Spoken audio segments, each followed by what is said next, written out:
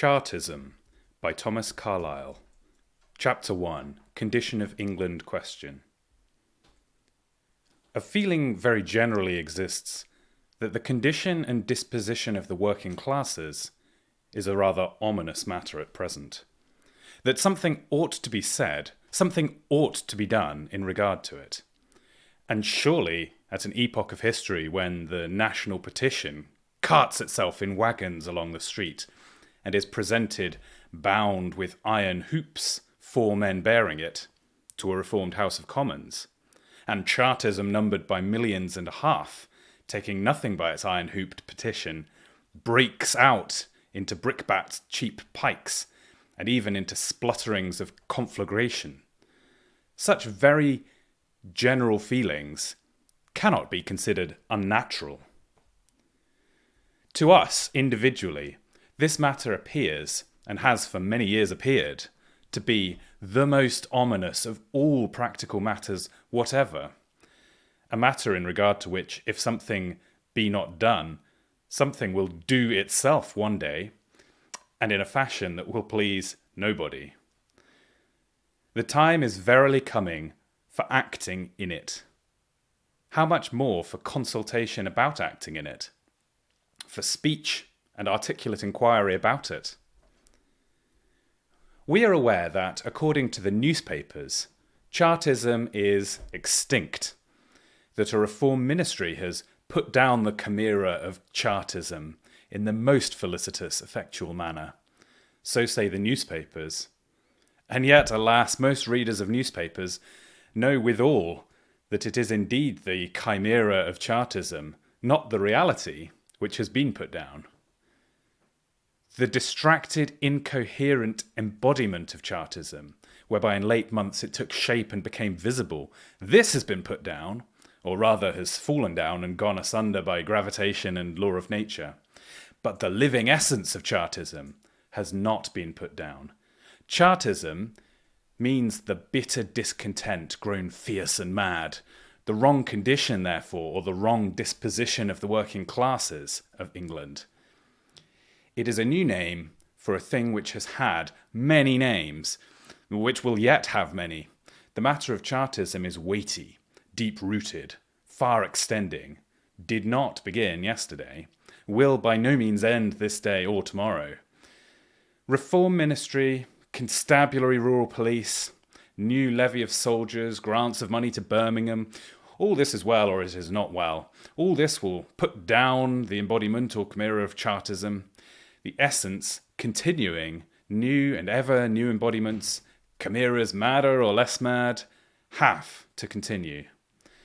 The melancholy fact remains that this thing known at present by the name Chartism does exist, has existed, and either put down in secret treason with rusty pistols, vitriol bottle and matchbox, or openly brandishing pike and torch, no one knows not in which case more fatal looking, is like to exist till quite other methods have been tried with it. What means this bitter discontent of working classes? Whence comes it? Whither goes it? After all, at what price or on what terms will it probably consent to depart from us and to die and to rest? These are questions. To say that it is mad, incendiary, nefarious, it is no answer. To say all this, in never so many dialects, is saying little. Glasgow thuggery, Glasgow thugs. It is a witty name. The practice of number 60 entering into his dark room to contract for and settle the price of blood with operative assassins in a Christian city, once distinguished by its rigorous Christianism, is doubtless a fact worthy of all horror. But what will horror do for it? What will execration, nay, at bottom, what will condemnation and banishment to Botany Bay do for it? Glasgow thuggery, Chartist torch meetings, Birmingham riots, swing conflagrations are so many symptoms on the surface. You abolish the symptom to no purpose if the disease is left untouched. Boils on the surface are curable or incurable, small matter which, while the virulent humour of festers deep within, poisoning the source of life, and certain enough to find itself, for itself never boils and sore issues, ways of announcing it, that it continues there, that it would fain not continue there.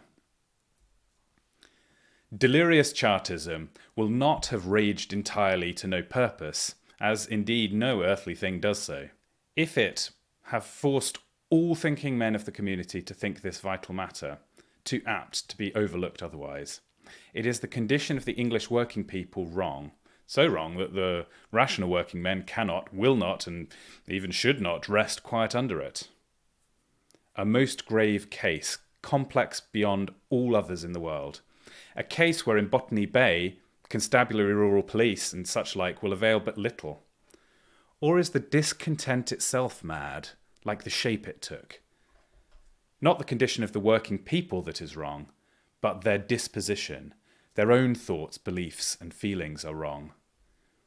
This too were a most grave case, little less alarming, little less complex than the former ones. In this case too, where constabulary police and mere rigour of coercion seems more at home, coercion will by no means do all. Coercion by itself will not even do much. If there do exist general madness of discontent, then sanity and by some measure of context must be brought about again, not by constabulary police alone.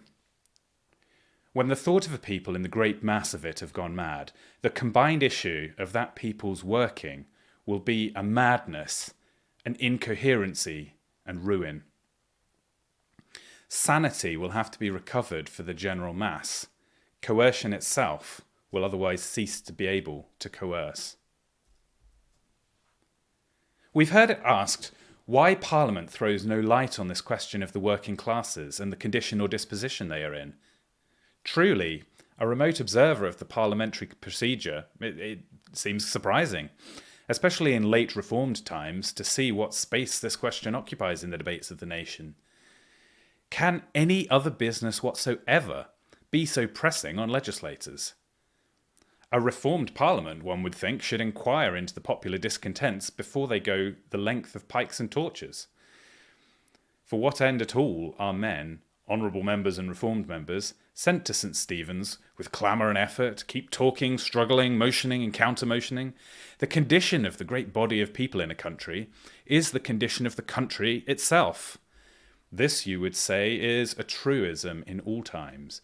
A truism rather pressing to get acknowledged as a truth now and be acted upon in these times.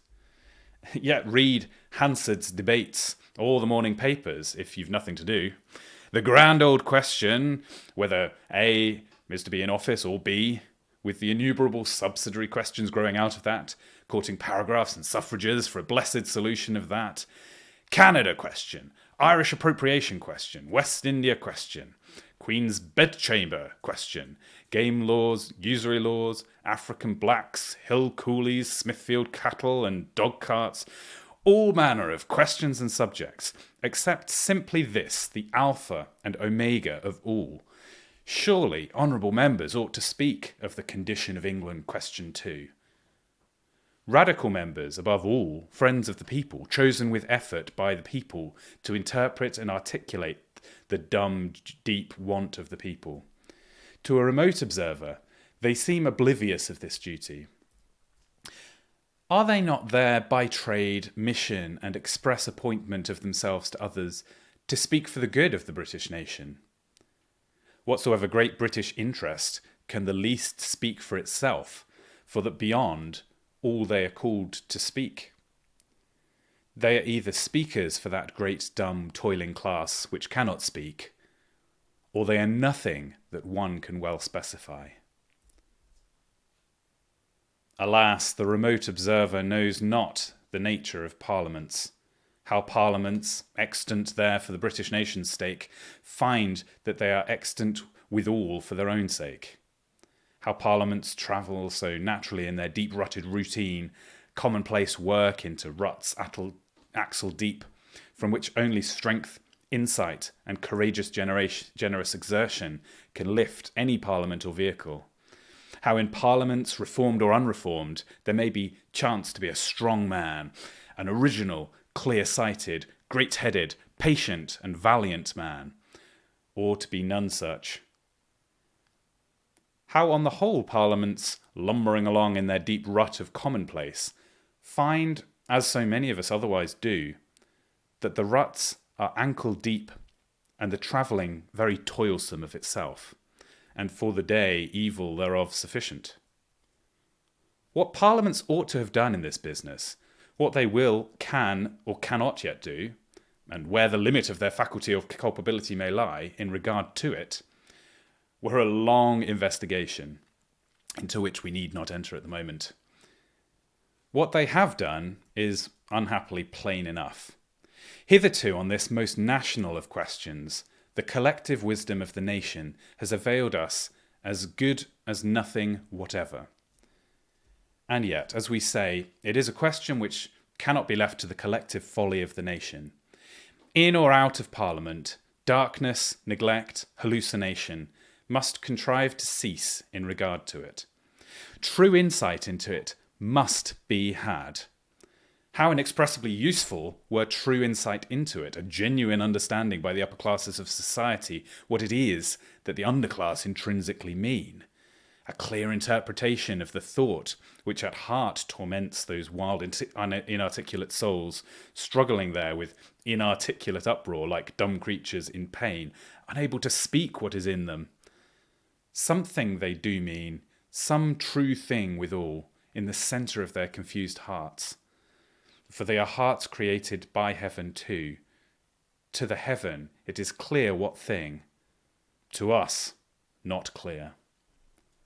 Would that it were. Perfect clearness on it were equivalent to remedy for it. For as it is said, all battle is misunderstanding. Did the parties know one another, the battle would cease. No man at bottom means injustice. It is always for some obscure, distorted image of a right that he contends. An obscure image, diffracted, exaggerated in the wonderfulest way, by natural dimness and selfishness, getting tenfold more diffracted by exasperation of content, till at length it becomes all but irrecognizable, yet still the image of a right. Could a man owe to himself that thing that he found for what was wrong, contrary to fairness and the law of reason? He would own also that it thereby stood condemned and hopeless. He could fight for it no longer. Nay, independently of right, could the contending parties get it but accurately to discern one another's might and strength to contend, the one would peaceably yield to the other and to necessity. The contest in this case, too, were over.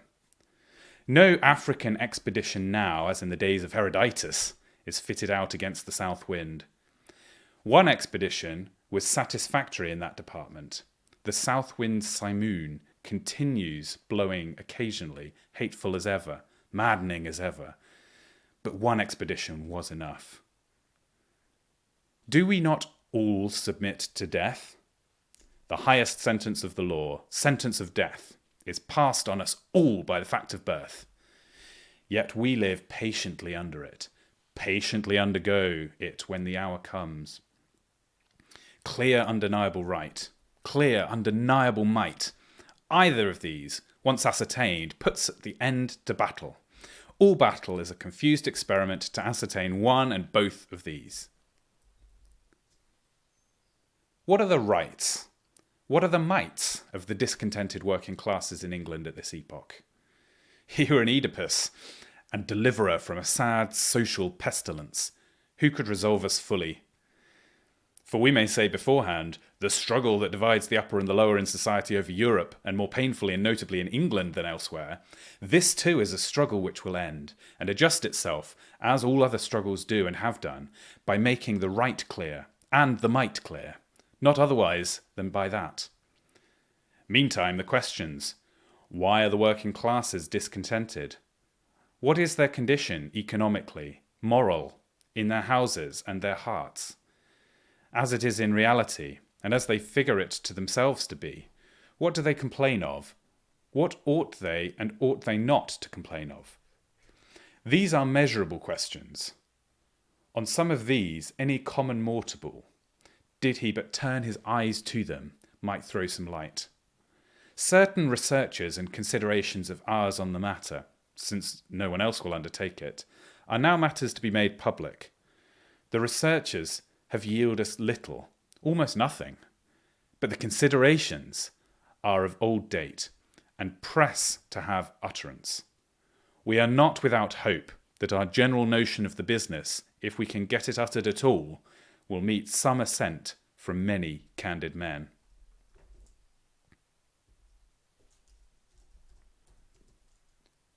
Chapter 2. Statistics. A witty statesman said you might prove anything by figures. We have looked into various statistic works. Statistics Society reports, Poor Law reports, reports and pamphlets not a few, with a sedulous eye to this question of the working class and their general condition in England. We grieve to say, with no good as no result whatsoever, assertion swallows assertion. According to the old proverb, as the statist thinks, the bell clinks.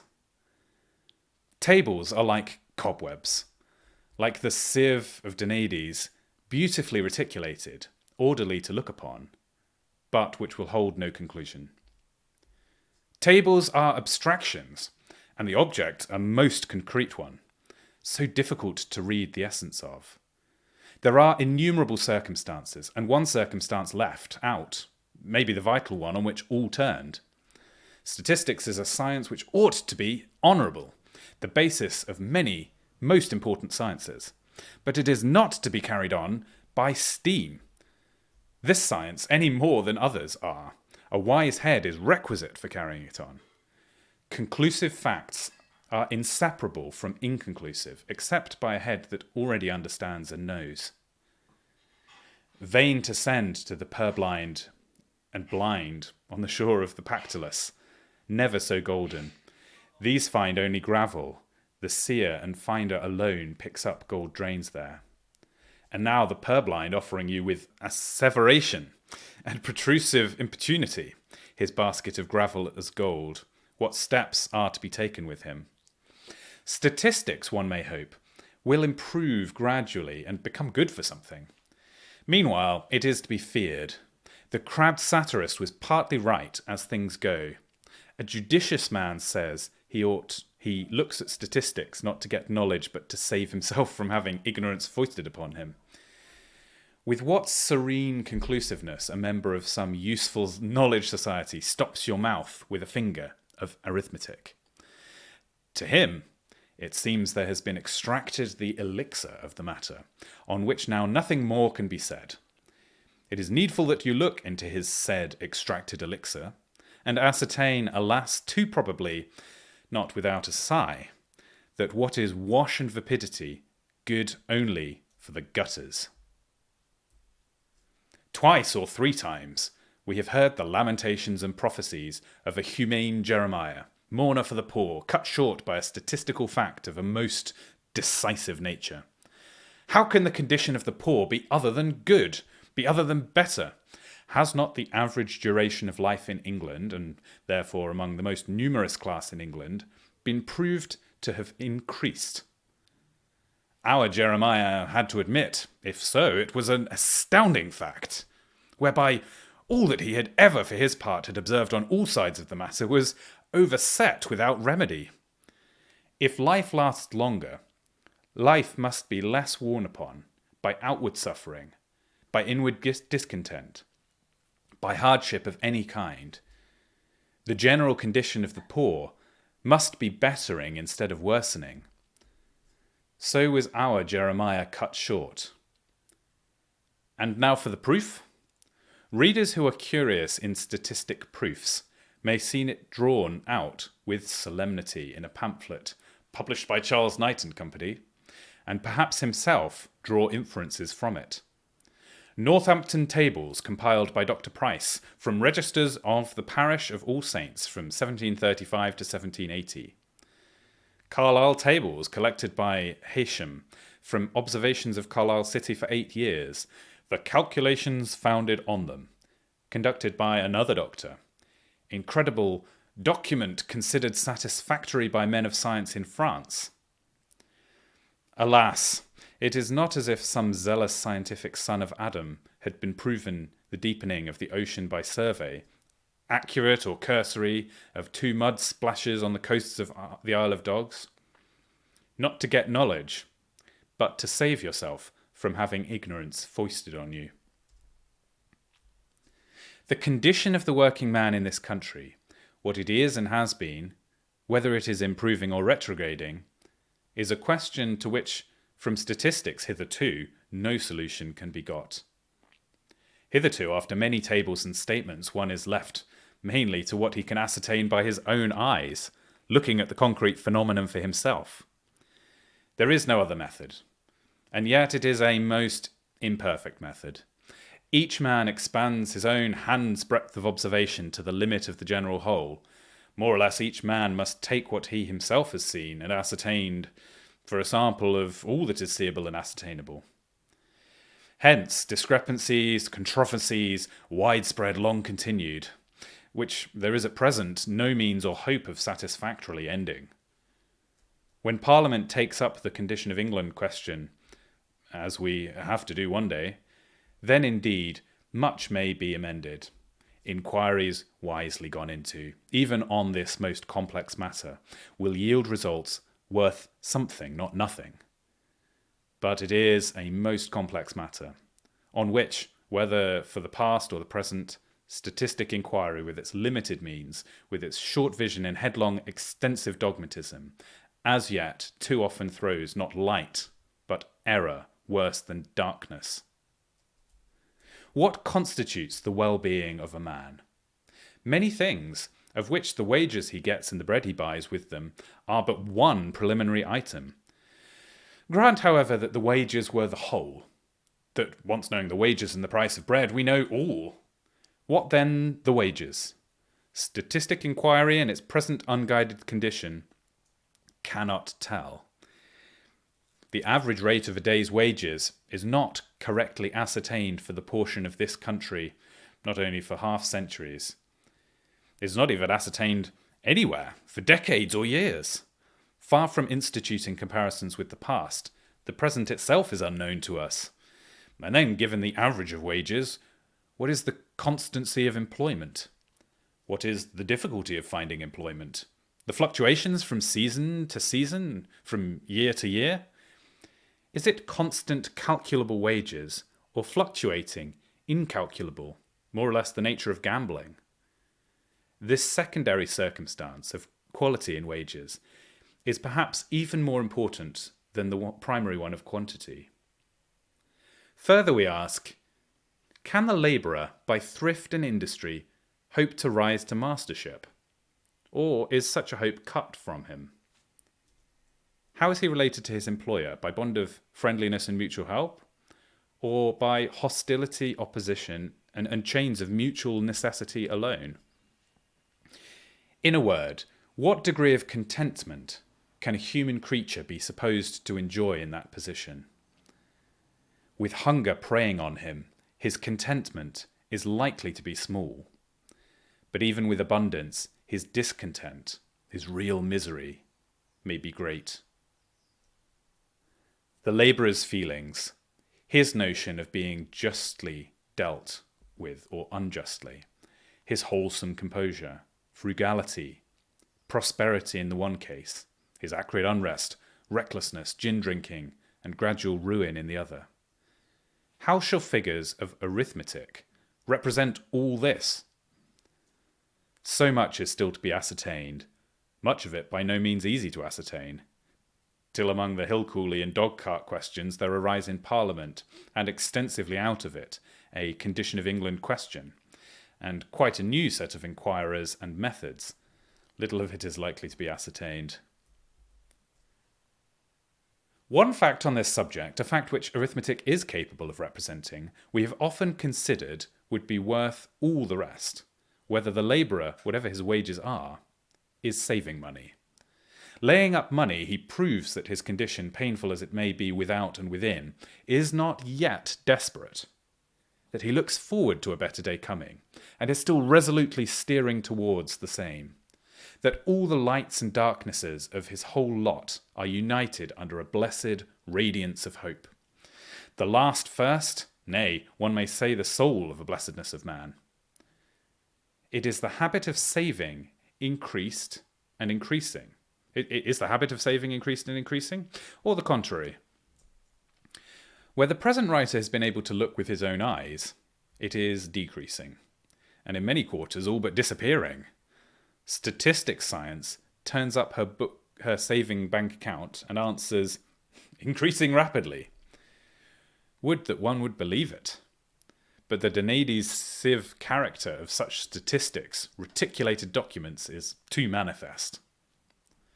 A few years ago, in regions where thrift, to one's own knowledge, still was, savings banks were not.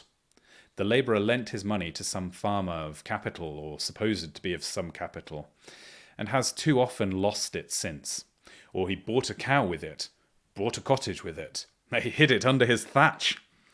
The savings bank book then exhibited mere blank and zero. That they swell yearly now, if such be the fact, indicates that what thrift exists does gradually resort more and more thither rather than elsewhither. But the question, is thrift increasing, runs through the reticulation, and is water spilt on the ground, not to be gathered here. These are inquiries on which, had there been a proper condition of England question, some light would have been thrown before torch meetings arose to illustrate them. Far as they lie outside the course of parliamentary routine, they should have been gone into, should have been glanced at in one or other fashion. A legislator making laws for the working classes in total uncertainty as to these things is legislating in the dark, not wisely, nor to good issues. The simple fundamental question, can the labouring man in England of ours, who is willing to labour, find work and subsistence by his work, is a matter of mere conjecture and assertion hitherto, not ascertainable by authentic evidence. The legislature, satisfied to legislate in the dark, has not yet sought evidence on it. And they passed their New Poor Law Bill without evidence to all this. Perhaps their New Poor Law Bill is itself only intended as an experimentum crucius to ascertain this. Chartism is an answer, seemingly not in the affirmative. Chapter 3. New Poor Laws.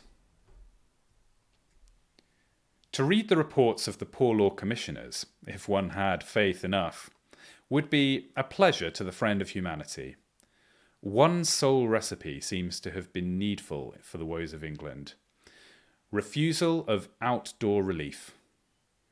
England lay in sick discontent, writhing powerless on its fever bed, dark, nigh desperate in wastefulness, want, improvidement, and eating care, till, like Hyperion, the eastward steeps, the Poor Law Commissioners arose and said, "Let there be workhouses and bread of affliction and water of affliction there." It was a simple invention, as all truly great inventions are. And see, in any quarter, instantly as the walls of the workhouse arise, misery and necessity fly away out of sight, out of being, as is fondly hoped. They dissolve into inane industry, frugality, fertility, rise of wages, peace on earth, and goodwill towards men due. In the Poor Laws Commissioner's report, infallibly, rapidly and not so rapidly, to the joy of all parties, supervene. It was a consummation devoutly to be wished. We've looked over these 4 annual Poor Law reports with a variety of reflections, with no thought that our Poor Law Commissioners are the inhumane men their enemies accuse them of being, with a feeling of thankfulness, rather that there do exist men of that structure too, with a persuasion deeper and deeper that nature, who makes nothing of no purpose, has not made either them or their Poor Law Amendment Act in vain. We hope to prove that they, and it were an indispensable element, harsh but salutary in the progress of things. That this Poor Law Amendment Act, meanwhile, should be, as we sometimes hear it, named the chief glory of a reform cabinet, betokens, one would imagine, rather a scarcity of glory there. To say to the poor, "Ye shall eat the bread of affliction and drink the water of affliction, and be very miserable while here," requires not so much a stretch of heroic faculty in any sense, as due toughness of the bowels. If paupers are made miserable, paupers will need to decline in multitude. It is a secret known to all rat-catchers. Stop up the granary crevices, afflict with continual mewing alarm and going off of traps. Your chargeable labourers disappear and cease from the establishment. A still briefer method is that of arsenic. Perhaps even a milder where otherwise permissible. Rats and paupers can be abolished. The human faculty was from of old adequate to grind them down, slowly or at once, and needed no ghost of reform ministry to teach it. Furthermore, when one hears of all the labour of the country being absorbed into employment by this new system of affliction, when labour complaining of want can find no audience, one cannot but pause. That misery and unemployment labour should disappear in that case is natural enough, should go out of sight, but out of existence? What we do know is that the rates are diminished, as they cannot well help being. That no statistical tables as yet report much increase in death by starvation, this we do know, and not very conclusively anything more than this. If this be absorption of all labour of the country, then the labour of the country is absorbed. To believe practically that the poor and luckless are here only as a nuisance to be abraded and abated, and in some permissible manner made away with and swept out of sight, is not an amiable faith. That the arrangement of good and ill success in this perplexed scramble of a world, which a blind goddess was always thought to preside over, are in fact the work of a seeing goddess or god, and require not only to be meddled with, what stretch of heroic faculty or inspiration of genius is needed to teach one that. To button your pockets and stand still is no complex recipe. Laissez-faire, laissez-passer. Whatever goes on ought to go on. The widow picking nettles for her children's dinner, and the perfumed seigneur delicately lounging in the Œil de Bœuf, who has an alchemy whereby he will extract from her the third nettle and name it rent and law. What is written and enacted, has it not black on white to show for itself? Justice is justice, but all attorneys' parchment is of the nature of targum or sacred parchment. In brief, ours is a world requiring only to be well let alone. Scramble along, thou insane scrambles of a world, with thy popes' tiaras, kings' mantles, and beggars' gabardines, chivalry ribbons, and plebeian gallows ropes, where a Paul shall die on the gibbet, and a Nero sit fiddling as imperial Caesar. Thou art all right, and shalt scramble even so. And whoever in the press is trodden down has only to lie there and be trampled broad. Such at bottom seems to be the chief social principle, if principle it have, which the Poor Law Amendment Act has the merit of courageously asserting, in opposition to many things. A chief social principle, which this present writer, for one, will by no means believe in, but pronounce at all fit times to be false, heretical, and damnable, if ever aught was. And yet, as we said, nature makes nothing in vain, not even a Poor Law Amendment Act. For withal we are far from joining in the outcry raised against these Poor Law Commissioners, as if they were tigers in men's shape, as if their Amendment Act were a mere monstrosity and horror deserving instant abrogation. They are not tigers. They are men filled with an idea of theory. Their Amendment Act, heretical and damnable as a whole truth, is orthodox laudable as half-truth. and it was imperative required to be put in practice. To create men filled with a theory that refusal out of door relief was the one thing needful. Nature had no readier way of getting outdoor relief refused. In fact, if we look at the old poor law in its assertion of the opposite social principle, that fortune's awards are not those of justice, we shall find it to have become still more unsupportable, demanding, if England was not destined for speedy anarchy, to be done away with. Any law, however well meant as a law, which has become a bounty on unthrift, idleness, bastardly, and beer drinking, must be put an end to. In all ways it needs, especially in these times, to be proclaimed aloud that for the idle man there is no place in this England of ours. He that will not work and save according to his means, let him go elsewhither. Let him know that for him the law has made no soft provision but a hard and stern one, that by the law of nature, which the law of England would vainly contend against in the long run, he is doomed either to quit these habits or miserably be extruded from this earth, which is made on principles different from these. He that will not work according to his faculty, let him perish according to his necessity. There is no law juster than this. Would to heaven one could preach it abroad in the hearts of all sons and daughters of Adam, for it is a law applicable to all, and bring it to bear with practical obligations, strict as the poor law Bastille on all. We had then, in good truth, a perfect constitution of society, and God's fair earth and task garden, where whatsoever is not working must be begging or stealing, where then actually what is done, through so many changes and struggles, it is endeavouring to become. That this law of no work, no recompense should first of all be enforced on manual workers and brought stringently home to him in his numerous class, while so many other classes and persons still go loose from it, was natural to the case. Let it be enforced there and rigidly made good, alas, not by such simple methods as refusal of outdoor relief, but by far other and costlier ones, which too, however, a bountiful providence has not unfurnished with, nor in these latter generations, if we will understand their convolutions and confusions, sparing to apply. Work is the mission of man on this earth.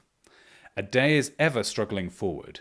A day will arrive, in some approximate degree, when he who has no work to do, by whatever name he be named, will not find it good to show himself in our quarter of the solar system, but may go and look elsewhere.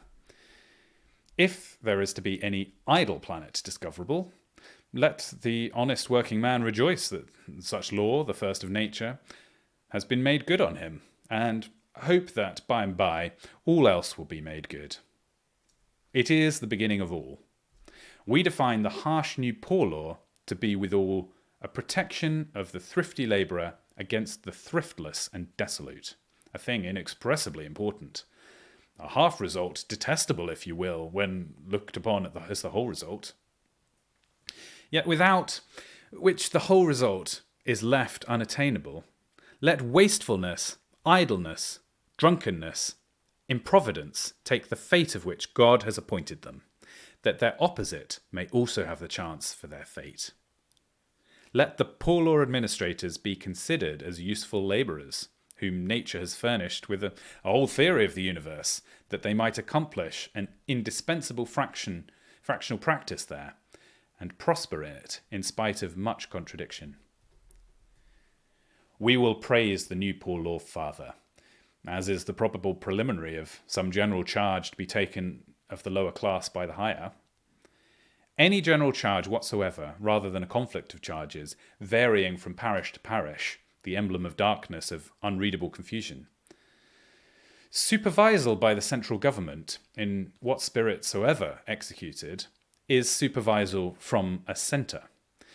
By degrees the object will become clearer, as it is at once made thereby universally conspicuous.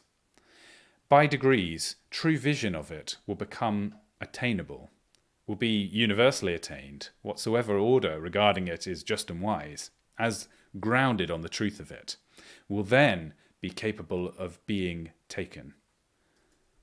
Let us welcome the new poor law as the harsh beginning of much, the harsh ending of much.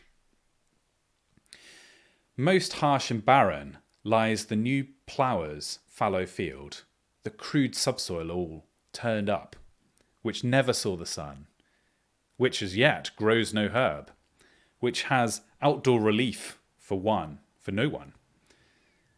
Yet patience, innumerable weeds and corruption lie safely turned down and extinguished under it.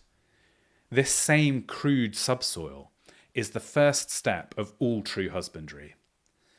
By heaven's blessing and the skyey influence, fruits that are good and blessed will yet come of it. For in truth, the claims of the poor labourer is something quite other than statute of the 43rd of Elizabeth will ever fulfil for him. Not to be supported by roundsman's systems, by never so liberal parish doles or lodged in free and easy workhouses when distress overtakes him. Not for this, however, in words he may clamour for it. Not for this, but for something far different does the heart of him struggle. It is for justice that he struggles, for just wages, not in money alone. An ever-toiling inferior, he would fain, though he as yet does not know it, find for himself a superior that should lovingly and wisely govern. Is not that too the just wages of his services done? It is for a manlike place and relation in this world, where he sees himself a man, that he struggles. At bottom we may not say it is even for this. That guidance and government which he cannot give himself, which in our so complex world he can no longer do without, might be afforded him. The thing he struggles for is one which no 43rd of Elizabeth is in any condition to furnish him, to put him on the road towards getting. Let him quit the 43rd of Elizabeth altogether and rejoice that the Poor Law Amendment Act has, even by the harsh methods and against his own will, forced him away from it. That was a broken reed to lean on, if there ever was one, and he did but run into his lamed right hand. Let him cast it far from him, that broken reed, and look to quite the opposite point of heaven for help. His unlamed right hand, with the cunning industry that lies in it, is not this defined to be the sceptre of our planet. He that can work is a born king of something, is in communion with nature, is a master of thing or things, is a priest and king of nature so far. He that can work at nothing is but an usurping king, be his trappings what they may. He is the born slave of all things. Let a man honour his craftsmanship, his can-do, and know that his rights of man have no concern at all with the 43rd of Elizabeth. Chapter 4. Finest Peasantry in the World. The new poor law is, as announcement, sufficiently distinct that whosoever will not work ought not to live. Can the poor man that is willing to work always find work and live by his work? Statistical inquiry, as we saw, has no answer to give. Legislation presupposes the answer to be in the affirmative. A large postulate, which should have been made a preposition of, which should have been demonstrated, made indubitable by all persons. A man willing to work and unable to find work is perhaps the saddest sight that fortune's inequality exhibits under this sun. Burns expresses feelingly what thoughts it gave him. A poor man seeking work, seeking leave to toil, that he might be fed and sheltered, that he might but be put on a level with the four-footed workers of the planet which is his. There is not a horse willing to work but can find food and shelter in requital, a thing that this two-footed worker has seek for, to solicit occasionally in vain. He is nobody's two-footed worker. He is not even anybody's slave. And yet, he is a two-footed worker.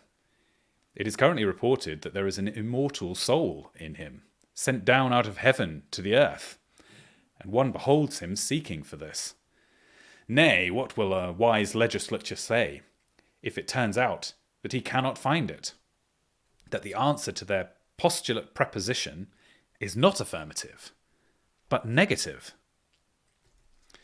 There is one fact which statistical science has communicated, and a most astonishing one, the inference from which is pregnant as to this matter. Ireland has near 7 millions of working people, the third unit of whom, it appears by statistical science, has not for 30 weeks each year as many third-rate potatoes as will suffice him. It is a fact perhaps the most eloquent that was ever written down in any language at any date of the world's history. Was change and reformation needed in Ireland? Has Ireland been governed and guided in a wise and loving manner? A government and guidance of white European men which has issued in perennial hunger of potatoes to the third man extant, ought to drop a veil over its face and walk out of court under conduct of proper officers, saying no word, expecting now of a surety of sentence either to change or die. All men, we must repeat, were made by God and have immortal souls in them. The sans potato of the self-same stuff as the superfinest Lord Lieutenant, not an individual sans potato human scarecrow, but had a life given out of him, out of heaven, with eternities depending on it, for once and no second time. With immensities in him, over him, and round him, with feelings which a Shakespeare's speech would not utter, with desires illimitable, as the autocrat of all of Russia's, him various thrice-honouring persons, things, and institutions have long been teaching, long been guiding, governing, and it is to perpetual scarcity of third-rate potatoes, and to what depends thereon, that he has been taught and guided. Figure thyself, O high-minded, clear-headed, clean-burnished reader, clapped by enchantment into the torn coat and waste hunger lair of that same root, devouring brother man. Social anomalies are things to be defended, things to be amended, and in all places and things, short of the pit itself, there is some admixture of worth and good. Room for extenuanities, for pity, for patience. And yet, when the general result has come to the length of perennial starvation, argument, extenuating logic, pity, and patience on that subject may be considered as drawing to a close. It may be considered that such an arrangement of things will have to terminate, that it has all just men for its natural enemies, that all just men, of what outward colour sovereigns in politics or otherwise, will say, this cannot last. Heaven disowns it. Earth is against it. Ireland will be burnt to a black, unpeopled field of ashes rather than it should last. The woes of Ireland, or justice to Ireland, is not the chapter we have to write at present. It is a deep matter, an abysmal one, which no plummet of ours will sound, for the oppression has gone farther than in the economics of Ireland, inwards to her very heart and soul. The Irish character, nationally, is degraded, disordered. Till this recover herself, nothing is yet recovered. Immethodic, headlong, violent, mendacious, what can you make of the wretched Irishman? A finer people never lived. As to the Irish lady said this, only they have two faults. They do generally lie and steal. Barring these, a people that know not to speak the truth and to act the truth. Such people has departed from even the possibility of well-being. Such people works no longer on nature and reality, works now on phantasm, simulation, non-entity. The result it arrives at is naturally not a thing, but a no thing. Defect, even, of potatoes. Scarcity, futility, confusion, distraction must perennial there. Such a people circulates not order, but disorder through every vein of it. And the cure, if it is to be a cure, must begin at the heart. Not in the condition only, but in himself must the patient be all changed. Poor Ireland! And yet let no true Irishman who believes and sees all this despair by reason of it. Cannot he too do something to withstand the unproductive falsehood, there as it lies accursed around him, and change it into truth, which is fruitful and blessed? Every mortal can and shall himself be a true man. It is a great thing, and the parent of great things. As from a single acorn the whole earth might in the end be peopled with oaks. Every mortal can do something. This let him faithfully do, and leave with assured heart the issue to a higher power. We English pay, even now, the bitter smart of long centuries of injustice to our neighbour Ireland. Injustice, doubt it not, abounds, or Ireland would not be miserable. The earth is good, bountifully sends food and increase. If man's wisdom did not intervene and forbid it. It was an evil day when Strigel first meddled with that people. He could not extirpate them. Could they but have agreed together and extirpated him? Violent men there have been, and merciful. Unjust rulers and just. Conflicting in a great element of violence, these 5 wild centuries now. And the violent and unjust have carried it, and we are coming to this. England is guilty toward Ireland, and reaps at last in full measure the fruit of 15 generations of wrongdoing. But the thing we had to state here was our inference from the mournful fact that the third sans potato, coupled with this other well-known fact that the Irish speak a partially intelligible dialect of English, and their fare across by stream is 4 pence sterling, crowds of miserable Irish darken all our towns. The wild Milesian feature, looking false ingenuity, restlessness, unreason, misery, and mockery, salute you on all highways and byways. The English coachman, as he whirls past, lashes the Milesian with his whip, curses him with his tongue. The Milesian is holding his hat to beg. He is the sorest evil this country has to strive with. In his rags and laughing savagery, he is there to undertake all work that can be done by mere strength of hand and back, for wages that will purchase him potatoes. He needs only salt for condiment. He lodges to his mind in any pig hutch or dog hutch, roosts in outhouses, and wears a suit of tatters, the getting off and on of which is said to be a difficult operation, transacted only in festivals and in the high tide of the calendar. The Saxon man, if he cannot work on these terms, finds no work. He too may be ignorant, but he has not sunk from decent manhood to squalid apehood.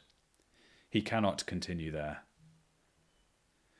American forests lie untilled across the ocean. The uncivilized Irishman, not by his strength, but by the opposite of strength, drives out the Saxon native, takes possession of the room. There abides he in his squalor and unreason, in his falsity and drunken violence, as the ready-made nucleus of degradation and disorder. Whosoever struggles, swimming with difficulty, may now find an example how human beings cannot exist, not swimming, but sunk.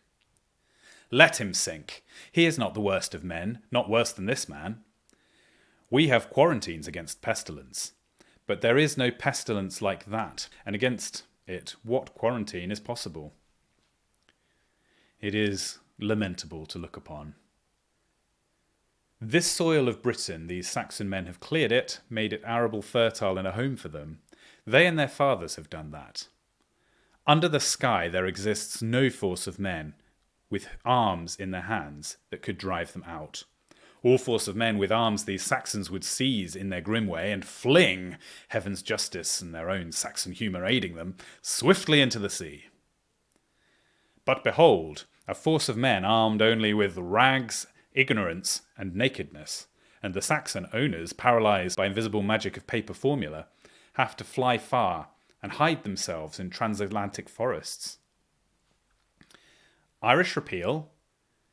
Would to God, as Dutch William said, you were King of Ireland and you could take yourself and 3,000 miles of it, there to repeal it.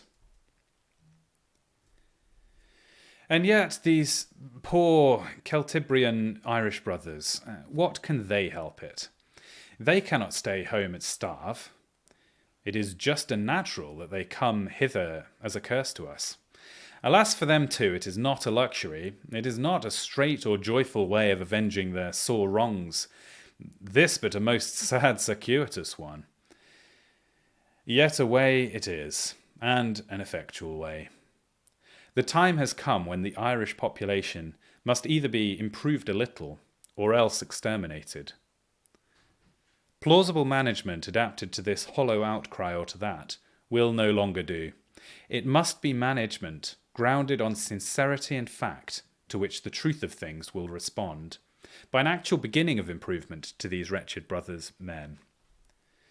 In a state of perennial ultra-savage famine in the midst of civilization, they cannot continue.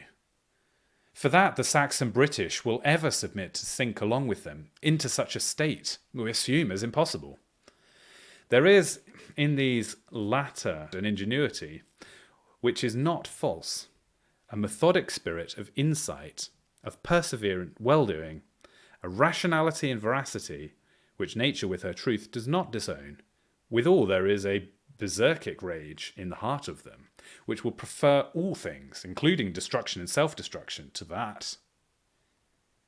Let no man awaken it, this same berserkic rage.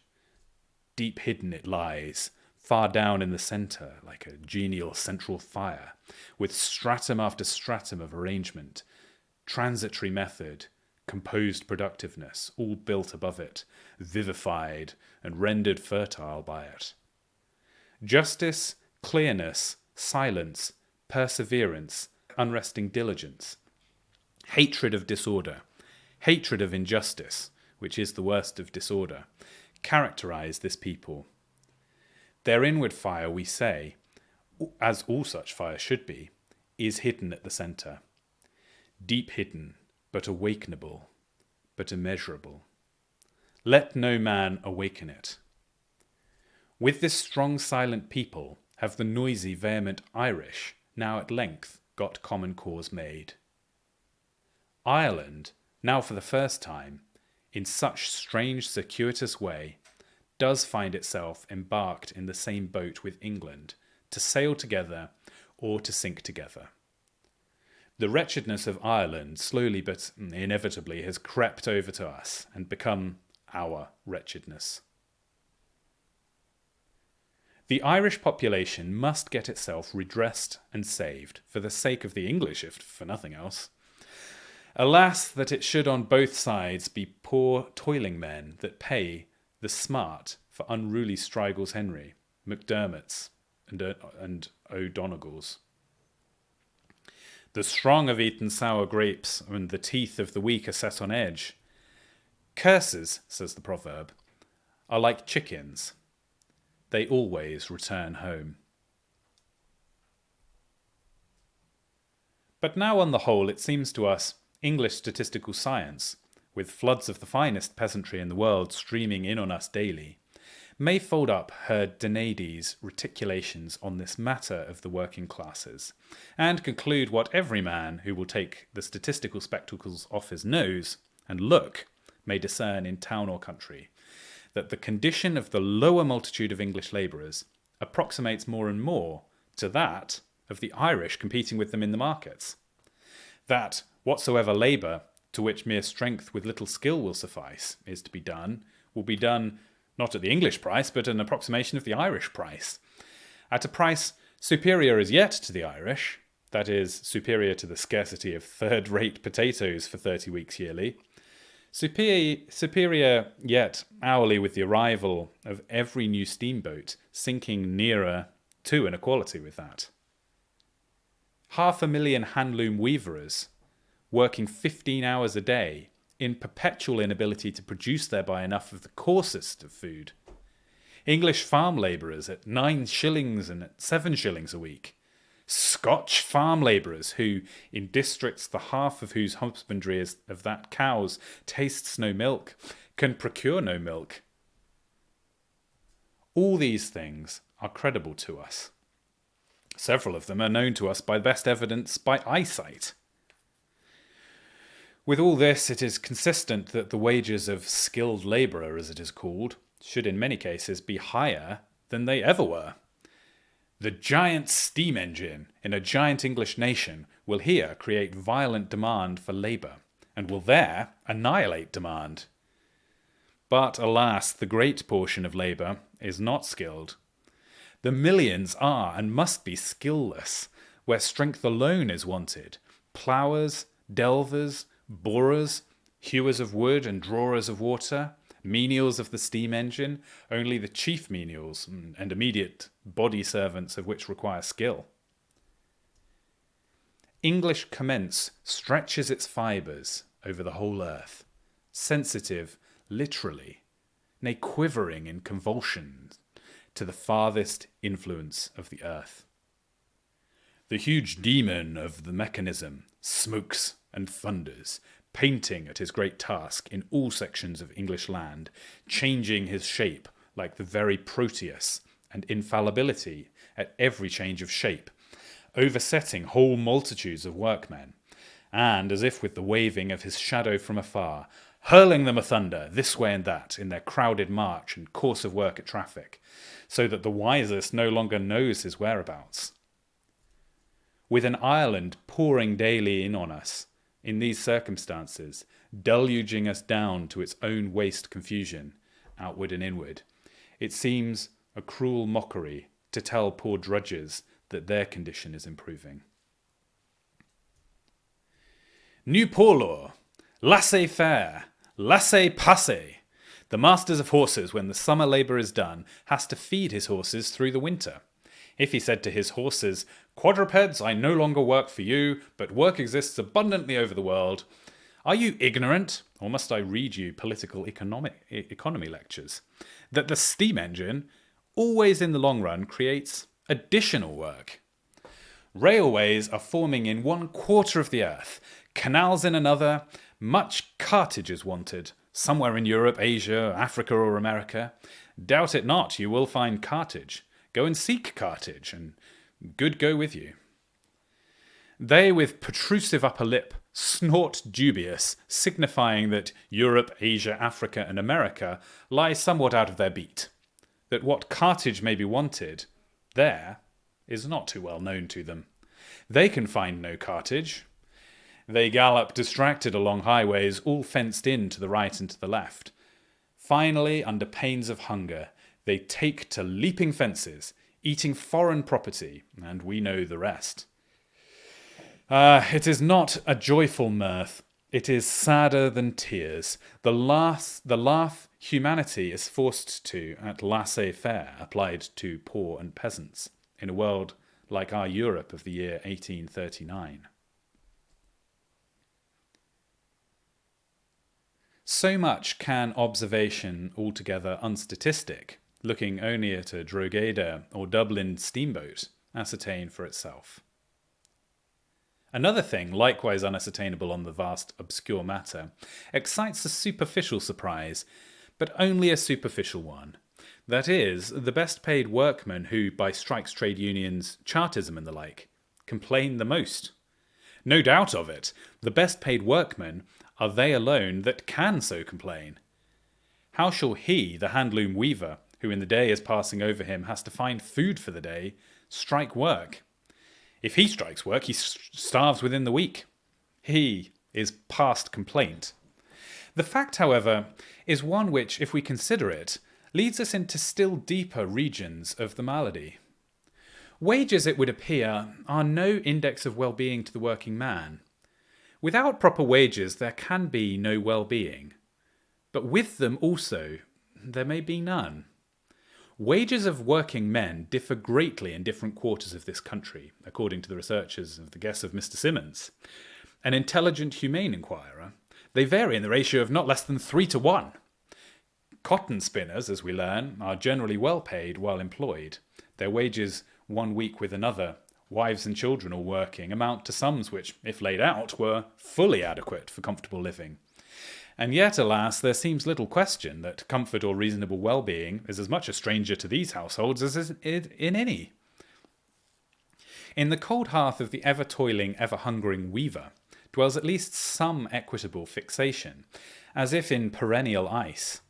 Hope never comes, but also irregular impatience is absent. Of outward things, these other have, or might have, enough.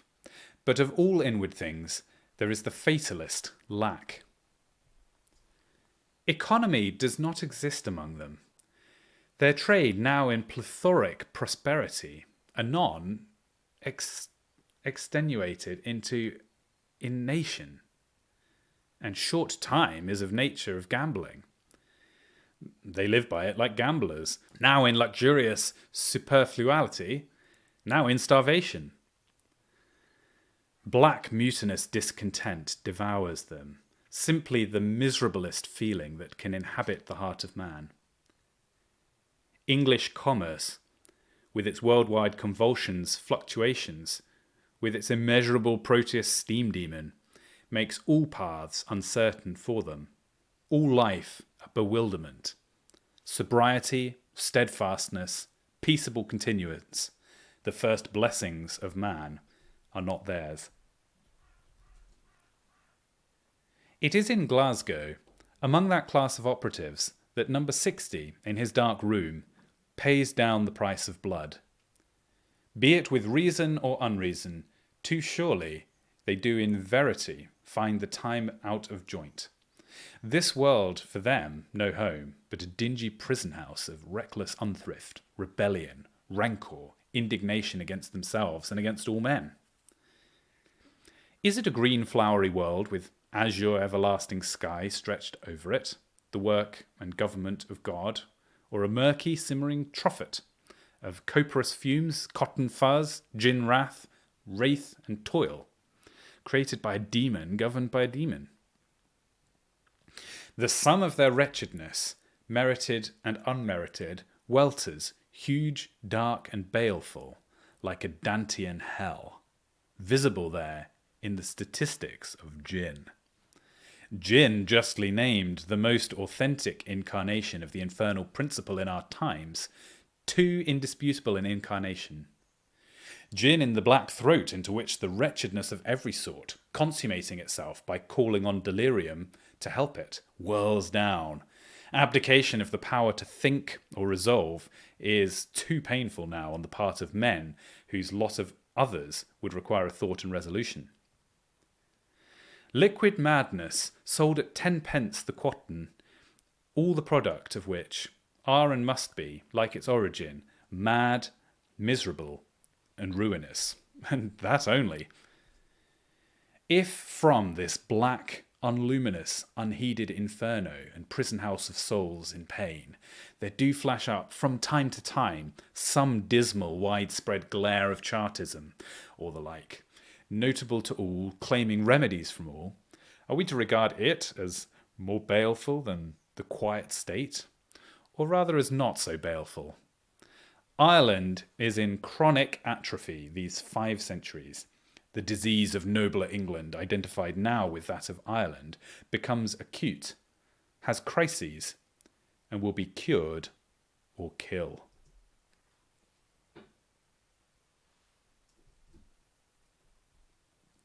Chapter 5. Rights and Mights. It is not what a man outwardly has, or wants, that constitutes the happiness or misery of him. Nakedness, hunger, distress of all kinds, death itself have been cheerfully suffered when the heart was right. It is the feeling of injustice that is insupportable to all men. The brutalist black African cannot bear that he should be used unjustly. No man can bear it, or ought to bear it. a deeper law than any parchment law whatsoever, a law written direct by the hand of God in the inmost being of man, incessantly protests against it.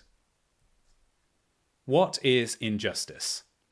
Another name for disorder, for unveracity, unreality, a thing which voracious created nature, even because it is not chaos, and a waste-whirling, baseless phantasm rejects and disowns. It is not the outward pain of injustice, that were it even the flaying of the black with knotted scourges, the severing of head with guillotines, is comparatively a small matter. The real smart is the soul's pain and stigma, the hurt inflicted on the moral self. The rudest clown must draw himself up into the attitude of battle and resistance to the death, if such be offered him. He cannot live under it, his own soul aloud, and all the universe with silent continual beckoning says, "It cannot be." He must revenge himself, revanche himself, make himself good again. That so meum may be mine, tum thine, and each party standing clear on his own basic order be restored. There is something infinitely respectable in this, and we may say to a universally respected. It is the common stamp of manhood vindicating itself in all of us, the basis of whatever is worthy in all of us, and through superficial diversities, the same in all. As disorder, insane by the nature of it, is the hatefullest of things to man, who lives by sanity and order, so injustice is the worst evil, some call it only evil, in this world. All men submit to toil, to disappointment, to unhappiness. It is their lot here. But in all hearts, inextinguishable by scepter logic, by sorrow, perversion, or despair itself, there is a small voice intimating that it is not their final lot, that wild waste, incoherent as it looks, a God presides over it. That it is not an injustice but a justice, force itself, the hopelessness of resistance, has doubtless a composing effect against inanimate simoons, and much other affliction of the sort. We have found it suffice to produce complete composure. Yet one would say a permanent injustice, even from an infinite power, would prove unendurable by men. If men had lost belief in a God, their only resource against a blind no-God of necessity and mechanism that held them like a hideous world steam engine, like a hideous Ferris bull imprisoned in its own belly, would be, with or without hope, revolt. They could, as novelists said, by a simultaneous act of suicide, depart out of the world's steam engine and end, if not in victory, yet in invincibility and insubduable protest that such world steam engine was a failure and a stupidity. Conquest, indeed, is a fact often witnessed. Conquest, which seems mere wrong and force, everywhere asserts itself as a right among men. Yet if we examine, we shall find that in this world no conquest could ever become permanent, which did not withal shew itself beneficial to the conquered as well as to the conquerors. Mithridates, king of Pontus, came now to extremity, appealed to the patriotism of his people. But, says the history, he had squeezed them and fleeced them and plundered them for long years. His requisitions, flying irregular, devastative, like the whirlwind, were less supportable than the Roman strictness and method. Regular, though never so rigorous, he therefore appealed to their patriotism in vain. The Romans conquered Mithridates. The Romans, having conquered the world, held it conquered because they could best govern the world. The mass of men found it nowise pressing to revolt. Their fancy might be afflicted more or less, but in their solid interests they were better off than before. So too, in this England long ago, the old Saxon nobles disunited among themselves, and in power too, nearly equal, could not have governed the country well. Harold being slain, their last chance at governing it, except in anarchy and civil war, was over. A new class of strong Norman nobles, entering with a strong man, with a succession of strong men at the head of them, could not disunite, but united by many ties, by their very community of language and interest, had there been no other, were a condition to govern it, and did govern it, we can believe in some rather tolerable manner, or they would not have continued there. They acted little conscious of such a function of their part, as an immense volunteer police force, stationed everywhere, united, undisciplined, feudally regimented, ready for action. Strong Teutonic men, who on the whole proved effective, and drilled this wild Teutonic people into unity and peaceable cooperation better than others could have done. How can do, if we will well interpret it, unites itself with shall do among mortals. How strength acts ever as the right arm of justice. How might and right, so frightfully discrepant at first, are ever in the long run one and the same, is a cheering consideration, which always in the black tempestuous vortices of this world history will shine out on us like an everlasting polar star. Of conquests, we may say that it never went yet by brutal force and compulsion. Conquest of that kind does not endure.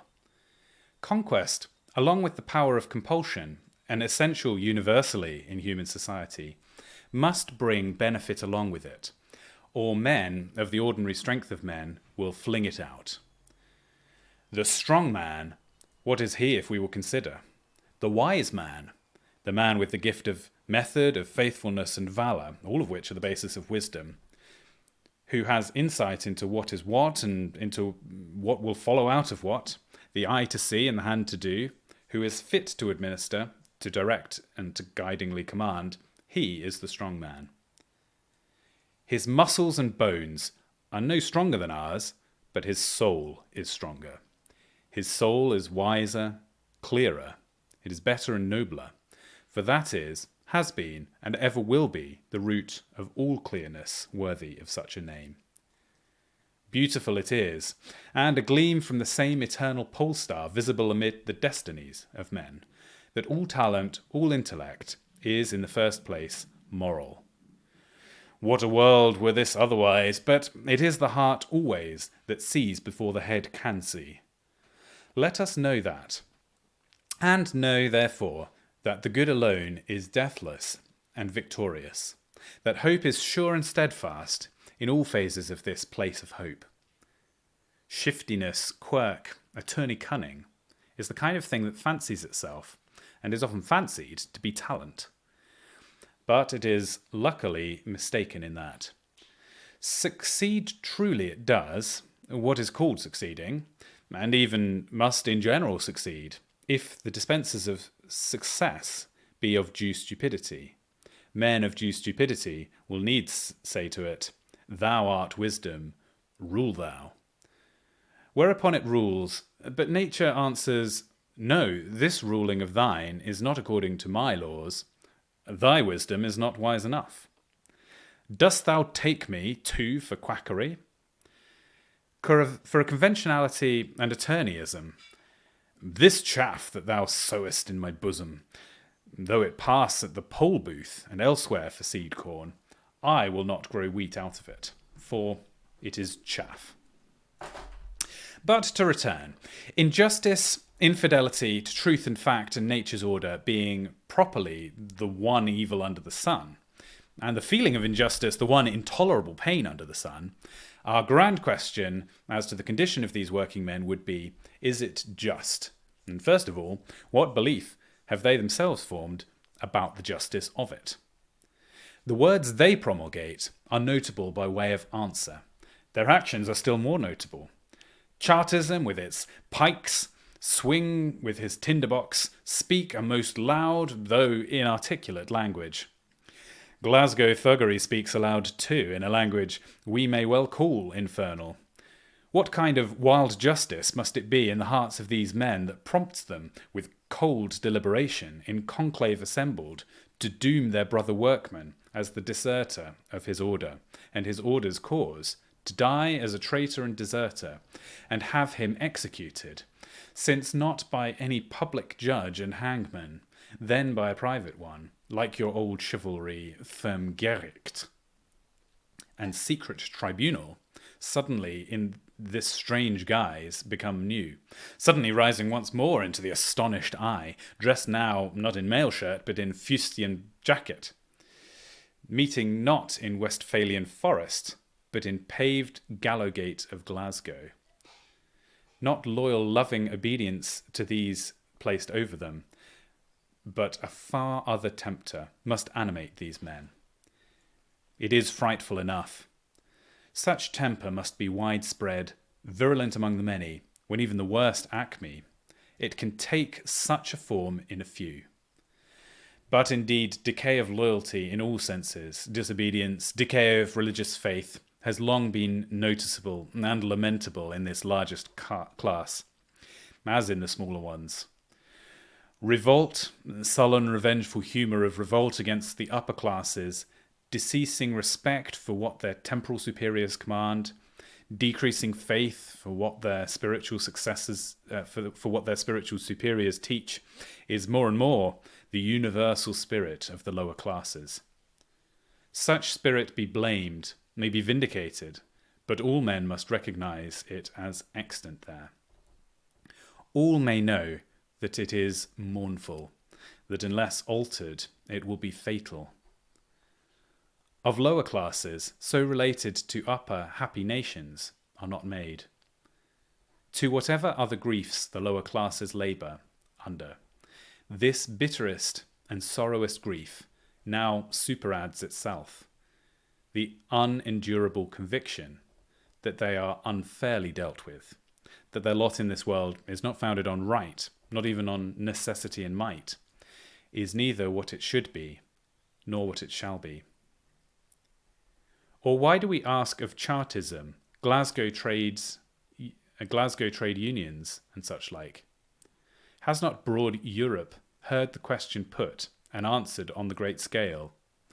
Has not a French Revolution been since the year 1789? There is now half a century complete, and a French Revolution is not yet complete. Whosoever will look at that enormous phenomenon may find many meanings in it, but this meaning as the ground of all, that it was a revolt of the oppressed lower classes against the oppressing or neglecting upper classes. Not a French revolt only, no, a European one, full of stern monition to all countries of Europe. These Chartisms, radicalisms, Reform Bill, Tithe Bill, and infinite other discrepancies, and acrid arguments and jargon that there is to yet be, are our French Revolution. God grant that we, with better methods, may be able to transcend it by argument alone. The French Revolution, now that we have sufficiently extricated its horrors and crimes, is found to have had withal a great meaning in it. As indeed, what great thing ever happened in this world, a world understood as always, made and governed by a providence and wisdom, not by an unwisdomed without meaning somewhat. It was a tolerably audible voice of proclamation, and universal oyez, to all people, this of 23 years close, fighting, sieging, conflagrating, with 1 million or 2 men shot dead. The world ought to know by this time that it was verily meant in earnest, that same phenomenon, and had its own reasons for appearing there. Which accordingly the world begins now to do. The French Revolution is seen, or begins everywhere to seem, as the crowning phenomenon of our modern time, the inevitable stern end of much, the fearful but also wonderfully indispensable and sternly beneficent beginning of much. He who would understand the struggling, convulsive unrest of European society in any and every country at this day may read it in broad glaring lines there, in that the most convulsive phenomenon of the last 1,000 years. Europe lay pining, unobstructed, moribund, quack-ridden, hag-ridden. Is there a hag or spectre of the pit so baleful, hideous as your accredited quack? Were he never so close-shaven, mild-spoken, plausible to himself and others? Quack-ridden, in that one word, lies all misery whatsoever. Specious in all departments, usurps the place of reality, thrusts reality away. Instead of performance, there is appearance of performance. The quack is a falsehood incarnate, and speaks and makes and does mere falsehoods, which nature with her veracity has to disown. As chief priest, as chief governor, he stands there entrusted with much. The husband of time's seed field, he is the world's hired sower, hired and solemnly appointed to sow the kind true earth with wheat this year, that next year all men may have bread. He, miserable mortal, deceiving and self-deceiving, sows it, as we said, not with corn, but with chaff. The world, nothing doubting, harrows in it, pays him his wages, dismisses him with blessing, and the next year has no corn sprung. Nature has disowned the chaff, declined growing chaff, and behold, there is no bread. It becomes necessary in such case to do several things, not soft things, some of them, but hard. Nay, we will add that the very circumstance of quacks in unusual quantity getting dominance indicates that the heart of the world is already wrong. The impostor is false, but neither are his dupes altogether true. It is not his first grand dupe, the falsest of all, namely himself. Sincere men of never so limited intellect have an instinct for discriminating sincerity. The cunningest Mephistopheles cannot deceive of a simple Margaret of honest heart. It stands written on his brow. Masses of people capable of being led away by cracks are themselves partially untrue spirit. Alas, in such times it grows to be the universal belief, sole uncredited knowingness, and the contrary of it, accounted for puerile enthusiasm, this sorrowfulest disbelief that there is, properly speaking, any truth in the world, that the world was, has been, or ever can be guided except by simulation, dissimulation, and the sufficiently dexterous practice of pretense. The faith of men is dead.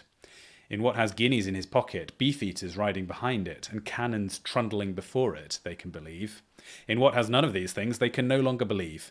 Sense for the true and false is lost. There is properly no longer any true or false.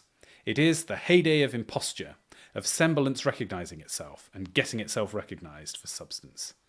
Gasping multitudes listen. Unlistening multitudes may not, but that is all right. And in the order of nature, earnest men, 1 of a million, shut their lips, suppressing thoughts which there are no words to utter. To them it is too visible that the spiritual life has departed, that material life in whatsoever figure of it cannot remain behind. To them it seems as if our Europe of the 18th century, long, hag-ridden, vexed with foul enchanters, to the length of now gorgeous Dumdaniel Parkukurth, and peasants living on a meal husk and boiled grass, have verily sunk down to die and dissolve, and were now, with its French philosophisms, Hume scepticisms, Diderot atheisms, mordering in the final delirations, writhing with its 7 years' Silesian robber wars in the final agony. Glory to God, our Europe was not to die, but to live. Our Europe rose like a frenzied giant, shook all that poisonous magician trumpery to right and left, trampling it stormfully underfoot, and declared aloud that there was strength in him, not only for life, but for new and infinitely wider life. Antius-like, the giant had struck his foot once more upon reality and the earth. There only, if this universe at all, lay strength and healing for him. Heaven knows it was not a gentle process. No wonder that it was a fearful process. This same phoenix fire consummation. But the alternative was it or death. The The merciful heavens, merciful in their severity, sent it rather. And so the rights of men were to be written down on paper and experimentally wrought upon towards elaboration in huge battle and wrestle, element conflicting within element, from side to side of this earth, for 23 years. Rights of man, wrongs of man, it is a question which has swallowed whole nations and generations, a question on which we will not enter here. Far be it from us. Logic has small business with this question at present. Logic has no plummet that will sound at any time. But indeed the rights of man, as has been not unaptly remarked, are little worth ascertaining in comparison to the midst of man. To what portion his rights he has any chance of being able to make good.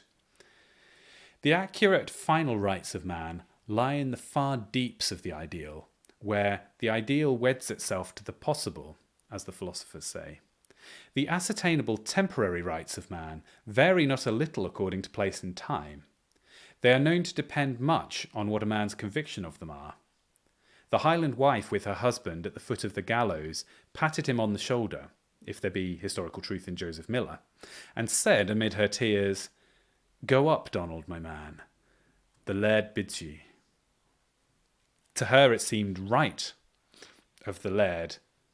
To her it seemed the rights of the laird were great, the rights of men small, and she acquiesced. Deputy Lupeaulx in the salle de menus at Versailles on the 4th of August 1789 demanded, he did actually demand and by unanimous vote obtain, that the obsolete law authorising a seigneur on his return from the chase or other needful fatigue to slaughter not above 2 of his vassals and refresh his feet on their warm blood and bowels should be abrogated. From such obsolete law or mad tradition and phantasm of obsolete law down to any corn law, game law, rotten borough law or other law or practice clamoured of in its time, the distance travelled over is great. What are the rights of men? All men are justified in demanding and searching for their rights. Moreover, justified or not, they will do it. By Chartisms, radicalisms, French revolutions, or whatsoever method they have. Rights, surely, are rights.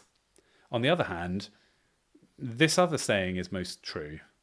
Use every man according to his rights, and who shall escape whipping? These 2 things, we say, are both true, and both are essential to make up the whole truth. All good men know always and feel each for himself that the one is not less true than the other, and act accordingly. The contradiction is of the surface only, as in opposite sides of the same fact. Universal in this dualism of a life we have. Between these 2 extremes, society and all human things must fluctuatingly adjust themselves the best they can. And yet, that there is verily a rights of man, let no mortal doubt. An ideal of right does dwell in all men, in all arrangements, pactions, and procedures of men. It is to this ideal of right, more and more developing itself as it is more and more approximated to, that human society forever trends and struggles. We say also that any given thing is either unjust or else just. However obscure the arguing and struggling on it be, the thing in itself there as it lies, infallibly enough, is the one or the other. To which let us add only this, the last article of faith, the alpha and omega of all faith among men, that nothing which is unjust can hope to continue in this world. A faith true in all times more or less forgotten in most, but altogether frightfully brought in remembrance again in ours. Lyons fusillading, Nantes noyading, reigns of terror, and other such universal battle thunder and explosion, these, if we will understand them, were but an irrefragable teaching abroad of that. It would appear that speciosity, which are not realities, cannot any longer inhabit this world. It would appear that the unjust thing has no friend in heaven, and a majority against it on the earth. Nay, it has at bottom all men for its enemies, that it should take shelter in this fallacy, and then in that, but will be hunted from fallacy to fallacy, till it finds no fallacy to shelter in any more, but must march and go elsewhither. That, in a word, it ought to prepare incessantly for decent departure, before indecent departure, ignominious and drumming out, nay savage, smiting out and burning out, overtake it. Alas, was that such new tidings? It is not from old indubitable that untruth, injustice, which is but acted untruth, has no power to continue in this true universe of ours. The tidings was world old or older, as old as the fall of Lucifer, and yet in that epoch, unhappily, it was new tidings, unexpected, incredible. And there had to be such earthquakes and shakings of the nation before it could be listened to and laid to heart even slightly. Let us lay to heart. Let us know it well, that new shakings be not needed. Known and laid to heart it must be elsewhere, before peace and pretend can come. This seems to us the secret of our convulsed era. This which is so easily written, which is and has been and will be so hard to bring to pass. All true men, high and low, each in his sphere, are consciously or unconsciously bringing it to pass. All false and half-true men are fruitlessly spending themselves to hinder it from coming to pass. Chapter 6. Laissez-faire. From all which enormous events, with truth old and new embodied in them, from all which enormous events, with truths old and new embodied in them, what innumerous practical inferences are to be drawn. Events are written lessons, glaring in huge hieroglyphic picture writing, that all may read and know them. The terror and horror they inspire is but the note of preparation for the truth they are to teach. A mere waste of terror, if that be not learned. Inferences enough, most didactic, practically applicable in all departments of English things. One inference, but one inclusive of all, shall content us here, this namely, that laissez-faire has as good as done its part in a great many provinces, that in the work of the province of the working class. Laissez-faire, having passed its new poor law, has reached the suicide point, and now, as Felo de Se lies there in torchlight meetings and such like, that in brief, a government of the underclasses, by the upper on a principle of let alone, is no longer possible in England these days. This is the one inference inclusive of all, for there can be no acting or doing of any kind till it be recognised that there is a thing to be done. The thing once recognised, doing 1,000 shapes becomes possible. The working classes cannot any longer go on without government, without being actually guided and governed. England cannot subsist in peace till by some means or other some guidance and government is for them found. For, alas, on us too the rude truth has come. Rapages and speciosities all worn off, the haggard, naked facts speak to us. Are these millions taught? Are these millions guided? We have a church, the venerable embodiment of an idea which may well call itself divine, which our fathers for long ages, feeling it to be divine, have been embodying as we see. It is a church well furnished with equipments and appendices, educated in universities, rich in money, set on high places that it may be conspicuous to all, honoured of all. We have an aristocracy of landed wealth and commercial wealth in whose hands lies the law-making and the law administering. An aristocracy, rich, powerful, long secure in its place. An aristocracy with more faculty put free into its hands than was ever before by any country or time put into the hands of any class of men. This church answers, yes, the people are taught. This aristocracy, astonishment in every feature, answers, yes, surely the people are guided. Do we not pass what acts of Parliament are needful? As many as 39 for the shooting of the partridges alone. Are not the treadmills, gibbets, even hospitals, poor rates, new poor laws? So answers church, so answers aristocracy, astonishment in every feature. Facts too, in the meanwhile, takes his Lucifer box, sets fire to wheat stacks, sheds an all too dismal light on several things. Fact searches for his third-rate potato, not in the meekest humour, 36 weeks each year, and does not find it. Fact passionately joins Messiah Tom of Canterbury, and has himself shot for a new fifth monarchy brought in by Bedlam.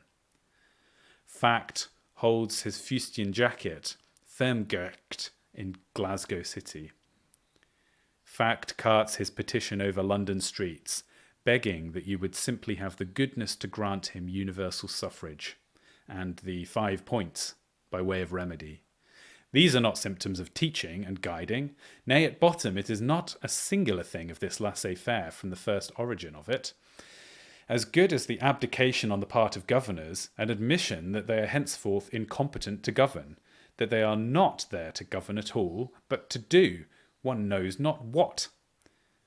The universal demand of laissez-faire by a people from its governors or upper classes is a soft-sounding demand, but it is only one step removed from the fatalistic laissez-faire, exclaims a sardonic German writer.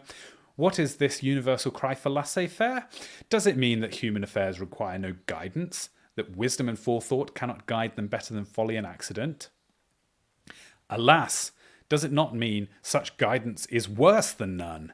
Leave us alone of your guidance. Eat your wages and sleep. And now if guidance have grown indispensable and the sleep continues, what becomes of the sleep and its wages? In those entirely surprising circumstances to which the 18th century has brought us, in the time of Adam Smith, laissez-faire was a reasonable cry, as indeed in all circumstances for a wise governor there will be meaning in the principle of it. To wise governors you will cry, see what you will, and will not, let alone. To unwise governors, to hungry Greeks, throttling down hungry Greeks on the floor of St. Stephen's, you will cry, let all things alone, for heaven's sake meddle ye with nothing. How laissez-faire may adjust itself in other provinces we say not, but we do venture to say and ask whether events elsewhere in world history and parish history, in all manner of dialects, are not saying it. That in regard to the lower orders of society and their governance and guidance, the principle of laissez-faire has terminated and is no longer applicable at all in this Europe of ours. Still less in this England of ours. Not misgovernment, nor yet no government. Only government will now serve. What is the meaning of the 5 points, if we will understand them? What are all popular commotions and maddest bellowings from Peterloo to the Place de Grève itself? Bellowings, inarticulate cries, as of dumb creatures in rage and pain to the ear of wisdom, they are inarticulate prayers. Guide me, govern me, I am mad and miserable, and cannot guide myself. Surely of all rights of men, this right of the ignorant man to be guided by the wiser, to be gently or forcibly held in the true course by him, is the indisputablest. Nature herself ordains it from the first. Society struggles towards perfection by enforcing and accomplishing it more and more. If freedoms have any meaning, it means enjoyment of this right, wherein all other rights are enjoyed. It is a sacred right and duty on both sides, and the summary of all social duties whatsoever between the two. Why does the one toil with his hands, if the other be not to toil still more unwearied with the heart and head? The brawny craftsman finds it no child's play to mould his unpliant rugged masses, neither is guidance of men a dilettantism. What it becomes when treated as a dilettantism we may see. The wild horse bounds homeless through the wilderness. It is not led to stall and manger, but neither does it toil for you, but for himself only. Democracy, we are well aware, what is called self-government of the multitude by the multitude, is, in words, the thing everywhere passionately clamoured for at present. Democracy makes rapid progress in these latter times, and ever more rapid, in a perilous accelerative ratio towards democracy, and that only the progress of thinking is everywhere tending to as the final goal and winning post. So think, so clamours the multitudes everywhere, and yet all men may see whose sight is good for much, that in democracy can lie no finality. That with the complement of winning democracy, there is nothing yet won, except emptiness and the free chance to win. Democracy is, by the nature of it, a self-cancelling business, and gives in the long run a net result of zero. Where no government is wanted, save that of the parish constable, as in America with its boundless soil, every man being not able to find work and recompense for himself, democracy may subsist. Not elsewhere, except briefly as a swift transition towards something other and further. Democracy never yet that we have heard of was able to accomplish much work beyond that same cancelling of itself. Rome and Athens are themes for the schools, unexceptional for that purpose. In Rome and Athens, as elsewhere, if we look practically, we shall find that it was not by loud voting and debating of much, but by wise insight and ordering of a few that the work was done. So it is ever, and so it will be ever. The French Convention was a parliament elected by the 5-point, with ballot boxes, universal suffrages, and whatnot, as perfectly as Parliament can hope to be in this world, and had itself a pretty spell of work to do, and did it. The French Convention had to cease from being a free Parliament, and became more arbitrary than any Sultan Bazalgette before it could so much as subsist. It had to purge out its arguments of Girondins, elect its Supreme Committee of Salute, guillotine into silence and extinction all that gainsayed it, and rule and work literally by the sternest despotism ever seen in Europe before it could rule at all. Napoleon was not the president of a republic. Cromwell tried hard to rule in that way, but found that he could not. These, the armed soldiers of democracy, had to chain democracy under their feet and become despots over it before they could work out the earnest, obscure purpose of democracy itself. Democracy, take it where you will in our Europe, is found but as a regulated method of rebellion and abrogation. It abrogates the old arrangement of things and leaves, as we say, zero and vacuity for the institution of a new arrangement.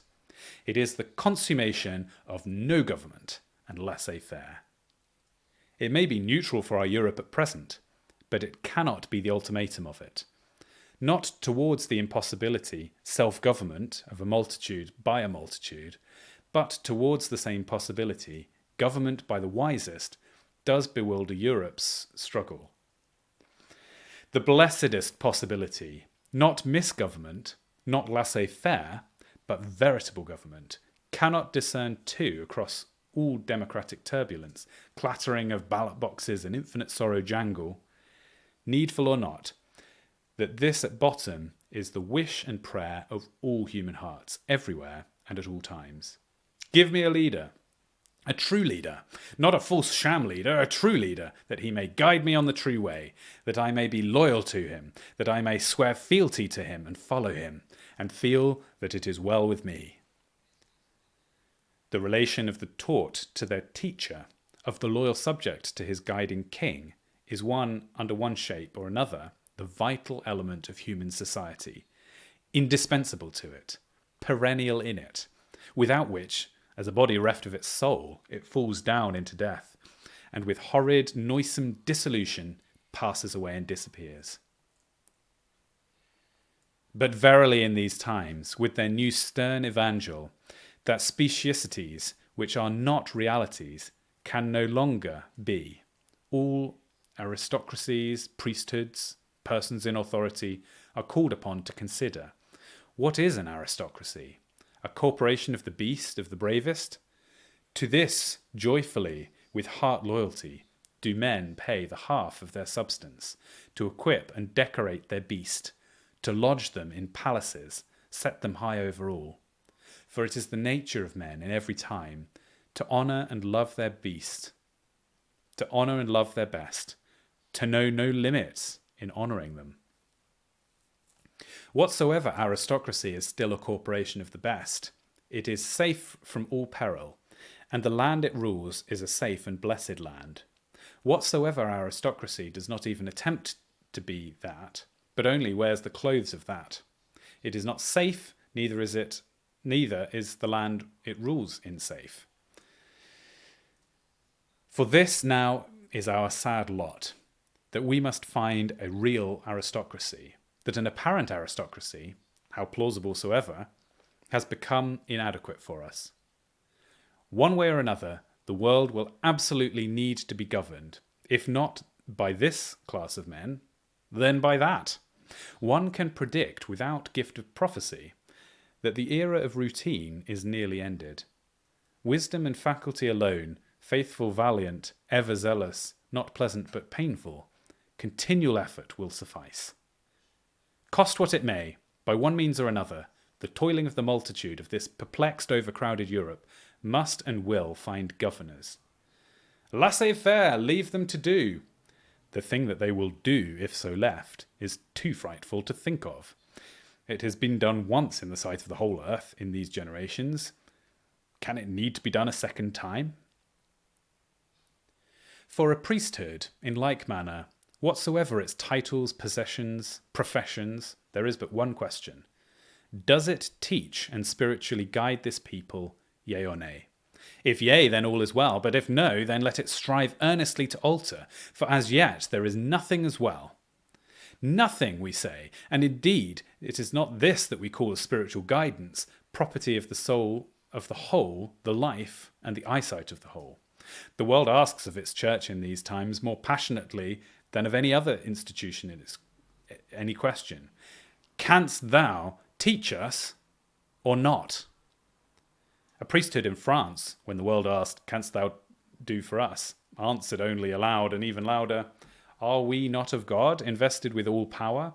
Till at length France cut short this controversy too. In what frightful way we know. To all men who believed in the church, to all men who believed in God and the soul of man, there was no issue of the French Revolution half so sorrowful as that. France cast out its benighted blind priesthood into destruction. Yet, with what a loss to France also, a solution of continuity that we may call well such. And in this, where continuity is so momentous, the new, whatever it may be, cannot now grow out of the old, but is severed sheer asunder from the old. How much lies wasted in that gap? That one whole generation of thinkers should be without a religion to believe, or even to contradict, that Christianity in thinking France should, as it were, fade so long into a remote extraneous tradition, was one of the saddest facts connected with the future of that country. Look at such political and moral philosophies, St. Simonism, Robert Macarianism, and the literature of desperation. Kinship was perhaps but a cheap waste compared with this of the priestship, under which France still, all but unconsciously labours, and may long labour, remediless the while. Let others consider it and take warning by it. France is a pregnant example in all ways. Aristocracies that do not govern, priesthoods that do not teach, the misery of this and the misery of altering that, are written in Belshazzar fire letters on the history of France. Or does the British reader, safe in the assurance that England is not France, call all this unpleasant doctrine of ours ideology perfectible and a vacant dream? Does the British reader, resting on the faith that what has been in these two generations was from the beginning and will be to the end, assert to himself that all things are already as they can be, and they must be, that on the whole no upper class did ever govern the lower, in this sense of governing?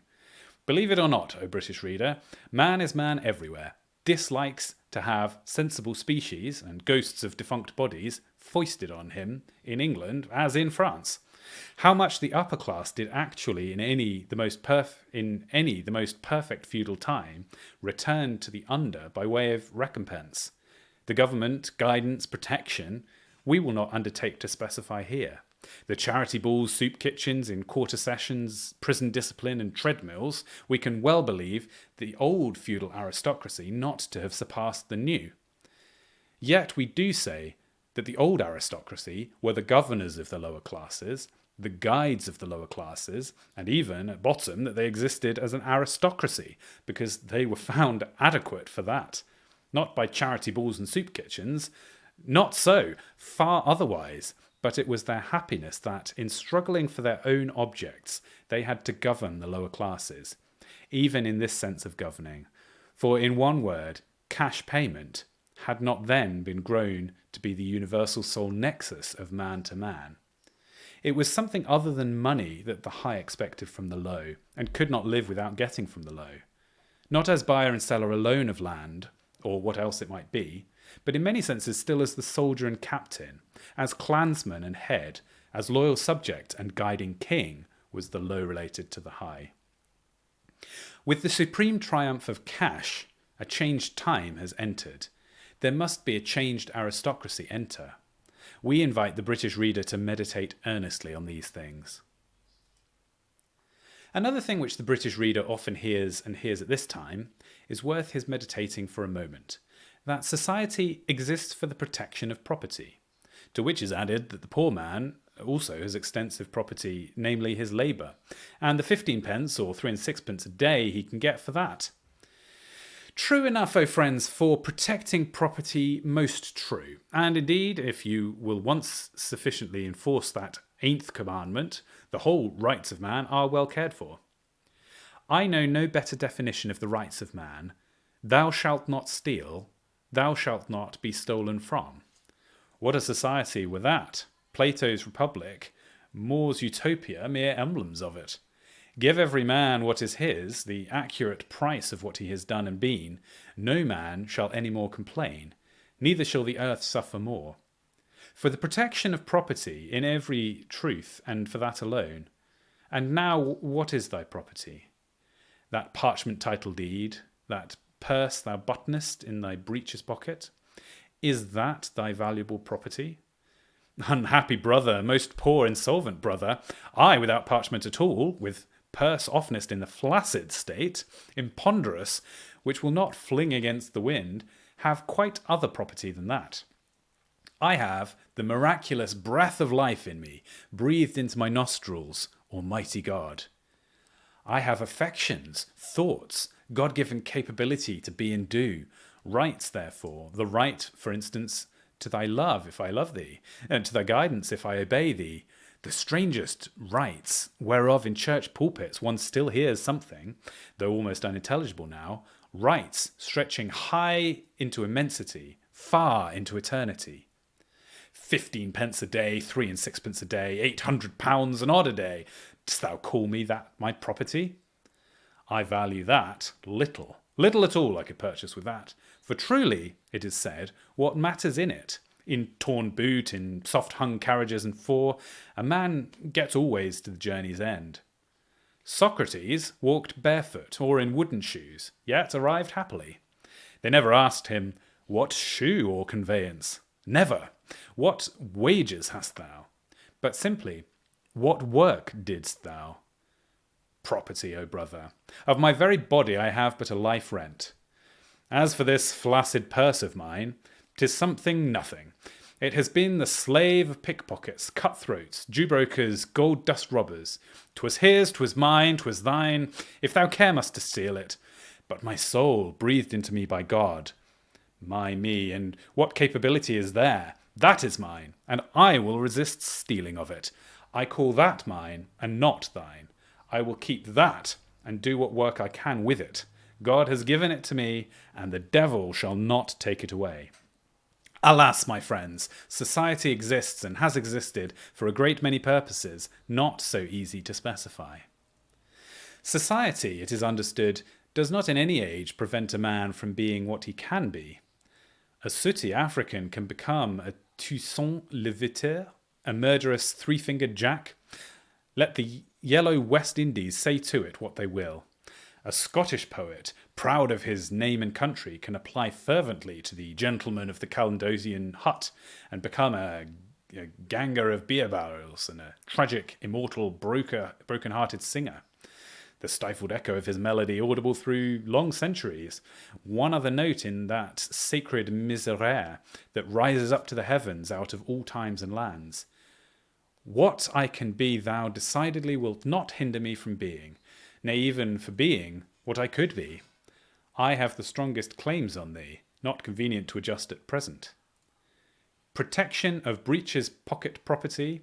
O reader, to what shifts is poor society reduced, struggling to give still some account of herself, in epochs when cash payment has become the sole nexus of men to men? On the whole, we will advise society not to talk at all about how she exists for, but rather with her whole industry to exist, to try how she can keep from existing. That is her best plan. She may depend upon it.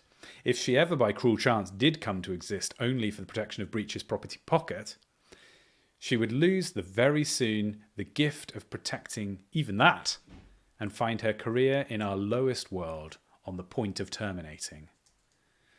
For the rest, that in the most perfect feudal ages, the ideal of aristocracy nowhere lived in vacant serene purity as an ideal, but always as a poor, imperfect actual, little heeding or not knowing at all that an ideal lay in it.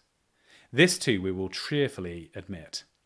Imperfection, it is known, cleaves to human things, far from the ideal departed from us in most times, very far. And yet, so long as an ideal, any soul of truth, does, in never so confused a manner, exist and work within actual, it is a tolerable business. Not so. When the ideal has entirely departed, and the actual owes itself the idea that it has no idea, no soul of truth any longer, at that degree of imperfection, human things cannot continue living. They are obligated to alter or expire when they attain to that. Blotches and disease exist on the skin and deeper, the heart continuing whole. But it is another matter when the heart itself becomes diseased, when there is no heart, but a monstrous gangrene pretending to exist as a heart. On the whole, O reader, wilt thou find everywhere that things which have had an existence among men have first of all had a truth and worth in them, and were not semblances, but realities. Nothing not a reality ever yet got men to pay bed and board to it for long. Look at Mahometism itself, Dalai Lamaism. Even Dalai Lamaism, one rejoices to discover, may not be worth its victuals in this world. Not a quackery, but a sincerity. Not a nothing, but a something. The mistake of those who believe that fraud, force, injustice, whatsoever untrue thing, however so cloaked and decorated, was ever or can ever be the principle of man's relation to man, is great, and the greatest. It is the error of the infidel, in whom the truth as yet is not. It is an error pregnant with mere errors and miseries, an error fatal, lamentable, to be abandoned by all men. Chapter 7. Not laissez-faire. How an aristocracy, in these present times and circumstances, could, if never so well disposed, set about governing the underclass. What they should do, endeavour, or attempt to do. That is even the question of questions, the question of which they have to solve, which it is our utmost function at present to tell them, lies there for solving, and must and will be solved. Insoluble we cannot fancy it. One select class, society, has furnished with wealth, intelligence, leisure, means outward and inward for governing. Another huge class, furnished by society with none of these things, declares that it must be governed. Negative stands fronting positive. If negative and positive cannot unite, it will be worse for both. Let the faculty and earnest constant effort of England combine round this matter. Let it once be recognised as a vital matter. Innumerable things our upper class and lawgivers might do, but the preliminary of all things we must repeat is to know that a thing must needs be done. We lead them here to the shore of a boundless continent. Ask them whether they do not with their own eyes see it, see strange symptoms of it, lying huge, dark, unexplored, inevitable, full of hope, but also full of difficulty, savagery, and almost of despair. Let them enter. They must enter. Time and necessity have brought them hither. Where they are is no continuing. Let them enter. The first step once taken, the next will have become clearer. All future steps will become possible. It is a great problem for all of us, but for themselves, we may say, more than for any. On them chiefly, as the expected solvers of it, will the failure of a solution first fall. One way or other, there must and will be a solution. True, these matters lie far, very far indeed, from the usual habits of Parliament in late times, from the routine course of any legislative or administrative body of men that exists among us. Too true. And that is even the thing that we complain of. Had the mischief been looked into, as it gradually rose, it would not have obtained this magnitude. That self-cancelling do-nothingism and laissez-faire should have got so ingrained into our practice is the source of all these miseries. It is too true that Parliament, for the matter of near a century now, has been able to undertake the adjustment of almost one thing alone, of itself and its own interests, leaving other interests to rub along very much as they would and could. True, this was the practice of the whole 18th century, and struggles still to prolong itself into the 19th, which, however, is no longer the time for it. Those 18th century parliaments, one may hope, will become a curious object one day. Are not these some memoirs of Horace Walpole, to an unparliamentary eye already a curious object? One of the clearest sighted men of the 18th century writes down his parliamentary observations of it there, a determined despiser and merciless dissector of Kant, a liberal withal, one who will go to all lengths for the glorious revolution and resist Tory principles to the death. He writes with an indignant, elegiac feeling how Mr. This, who had voted and then voted so, and was the son of this and the brother of that, and had such claim to the fat appointment, was nonetheless scandalously postponed to Mr. That. Whereupon are the affairs of this nation in a bad way. How hungry Greek meets hungry Greek on the floor of St. Stephen's, and wrestles him and throttles him until he has to cry, "Hold, the office is thine." Of this does Horace write. One must say the destinies of nations do not always rest entirely on Parliament. One must say it is a wonderful affair that the science of government, as practiced in the 18th century of the Christian era, and still struggling to practice itself, one must say it was a lucky century that could get it so practiced. A century which had inherited richly from its predecessors, and also which did, not unnaturally, bequeath to its successors a French Revolution, a general overturn, and a reign of terror, intimating in most audible thunder and conflagration, guillotinement, cannonading, and universal war and earthquake, that such a century, with its practices, had ended. Ended. For decidedly that course of procedure will no longer serve Parliament, will absolutely, with whatever effort, have to lift itself out of some of those deep ruts of do-nothing routine, and learn to say on all sides something more edifying than laissez-faire. If Parliament cannot learn it, what is to become of Parliament? The toiling millions of England ask of their English Parliament foremost of all, "Canst thou not govern?" Parliament with its privileges is strong, but necessity and the laws of nature are stronger than it. If Parliament cannot do this thing, Parliament, we prophesy, will do some other thing, and things which, in the strangest and not the happiest way, will forward its being done, not much to the advantage of Parliament, probably.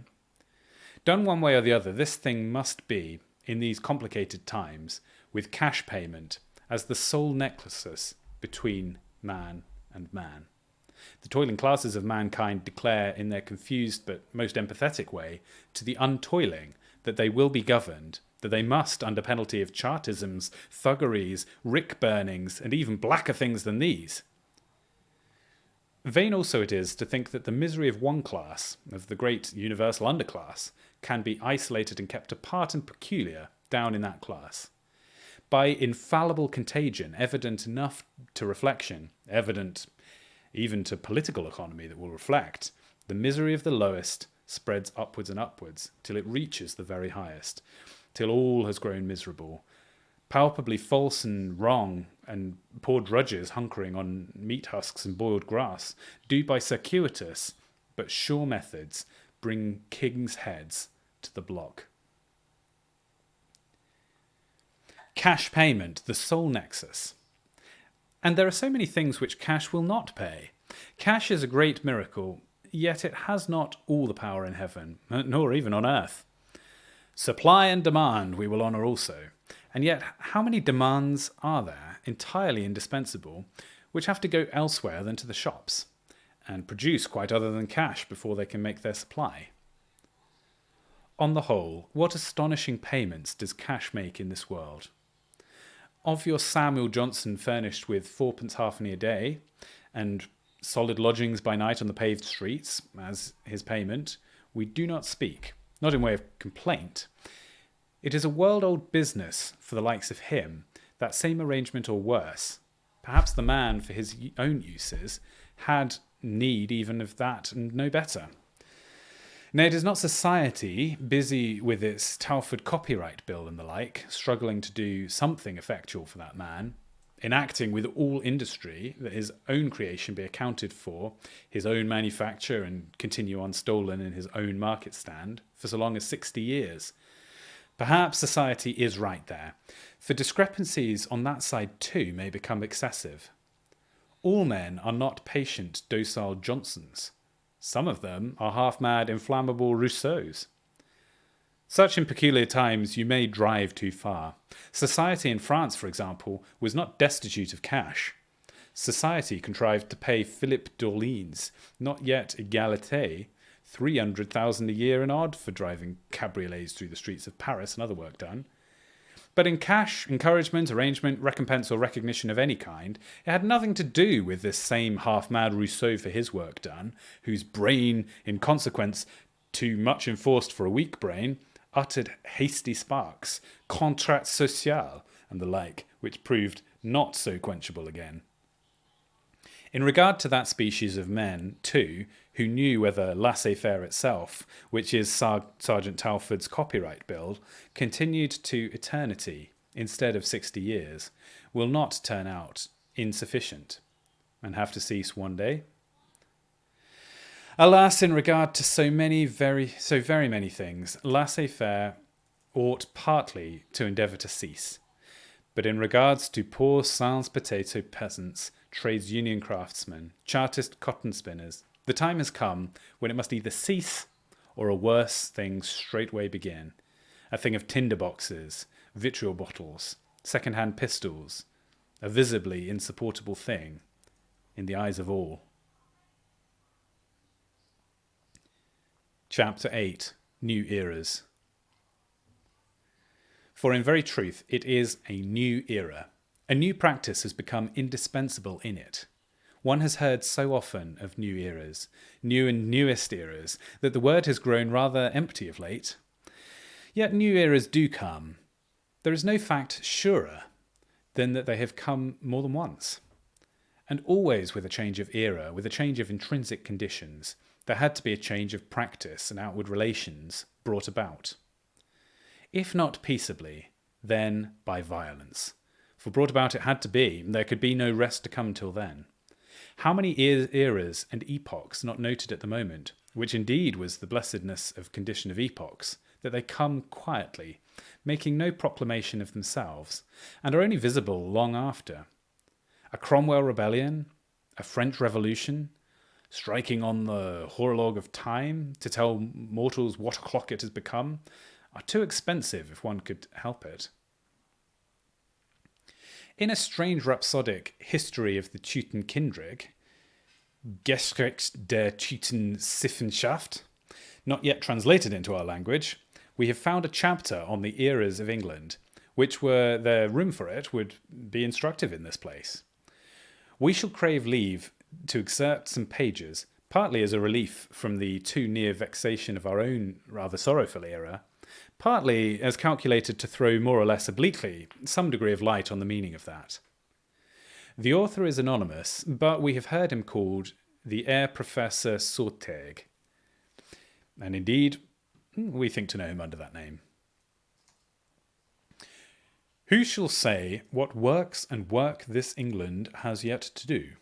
For what purpose this land of Britain was created, set like a jewel in the encircling blue of oceans, and this the tribe of Saxons, fashioned in the depths of time on the shores of the Black Sea, or elsewhere, out of Habsburg rock, or whatever other material, was sent travelling hitherward. No man can say, it was for a work and for works incapable of announcement in words. Thou seest them there, part of them stand done and visible to the eye, even these thou canst not name. How much less the others, still only a matter of prophecy. They live and labour there, these 20 million Saxon men. They have been born into this mystery of life out of the darkness of East time. How changed now since the first father and first mother of them set forth, quitting the tribe of Thuth, with passionate farewell, under questionable auspices, on scanty bullock cart, if they even had bullocks in a cart, with axe and hunting spear to subdue a portion of our common planet. This nation now has cities and seed fields, has spring vans and dry wagons, long-acre carriages, nay, railway trains, has coined money, exchanged bills, laws, books, war fleets, spinning jennies, warehouses, and West India docks. See what has been done and built, what it can and yet will build and do. These umbrages, pleasure woods, green meadows, shaven stubble fields, smooth swelling roads, these high-domed cities and what they hold and bear, these mild good morrow and the way that the stranger bids thee equitable, nay forbearant, if needs were, judicially calm and law-observing towards thee, a stranger. What work has it no cost? How many brawny arms, generation after generation, sank down wearied, and how many noble hearts toiling while life wasted, and wise heads that were themselves dim with scanning and discerning before this waste, white cliff, Albion so called, with other Casitadas, tin islands, became a British Empire. The stream of world history has altered its complexion. Romans are dead out, English are come in. The red broad mark of Romanhood stamped effaciously on that chart of time has disappeared from the present and belongs only to the past. England plays its part. England too has a mark to leave, and we will see, hope, none of the least significant. Of a truth, whosoever had, with the bodily eye, seen Hengst and Horsa mooring in the mud beach of Thanet on that spring morning of the year 449, and then with the spiritual eye looked forward to New York, Calcutta, Sydney Cove across the ages and the oceans, and thought what Wellingtons, Washingtons, Shakespeares, Miltons, Watts, Arkwrights, William Pitts and Davy Crockett's had to issue from that business and do their several task works. So he would have said, those leather boats of Hengst had a kind of cargo in them, a genealogic mythos superior to any in the old Greek, to almost any in the old Hebrew itself, and not a mythos either, but every fibre of its fact. An epic poem was there, and all manner of poems, except that the poet had not yet made its appearance. 6 centuries of obscure endeavour, continues Saint-Tig, which to read historians you would incline to call mere obscure slander, discord and misendeavour, of which all that the human memory after 1,000 readings can remember is that it resembled what Milton names it, the flocking and fighting of kites and crows. This, in brief, is the history of Heptarchy, or 7 kingdoms. 6 centuries, stormy springtime, if there ever was one, for a nation. Obscure fighting of kites and crows, however, was not the history of it, but it was only what the dim historians of it saw good to record. Were not forests felled, bogs drained, fields made arable, towns built and laws made, and the thought and practice of men in many ways perfected? Venerable Bede had got a language with which he could not now but speak, put spell and put on paper. Think what lies in that. Bemurmured by the German sea flood, swinging slow with sullen roar against those hoarse Northumbrian rocks. The venerable man set down several things in a legible manner, or was the smith idle hammering only war tools?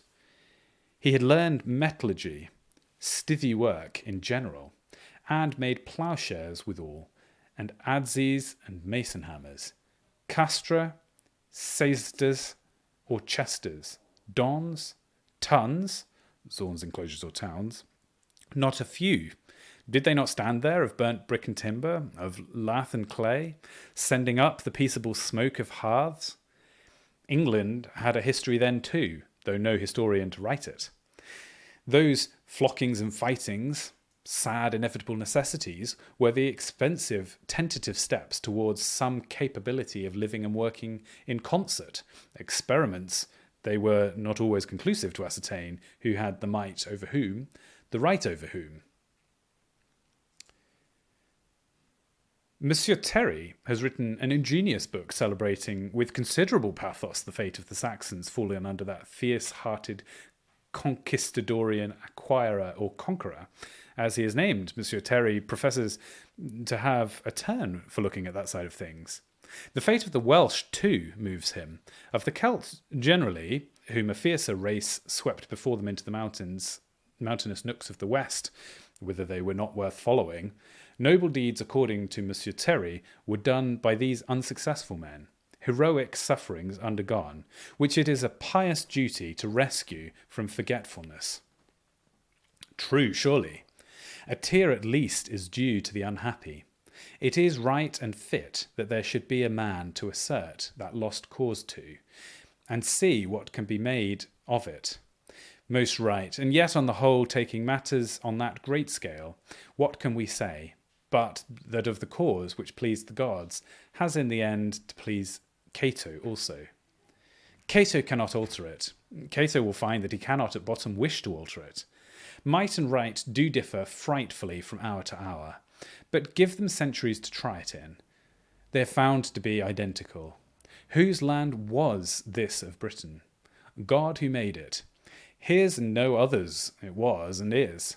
Who of God's creatures had right to live in it? The wolves and bisons? Yes, they, till not one but with a better right showed himself.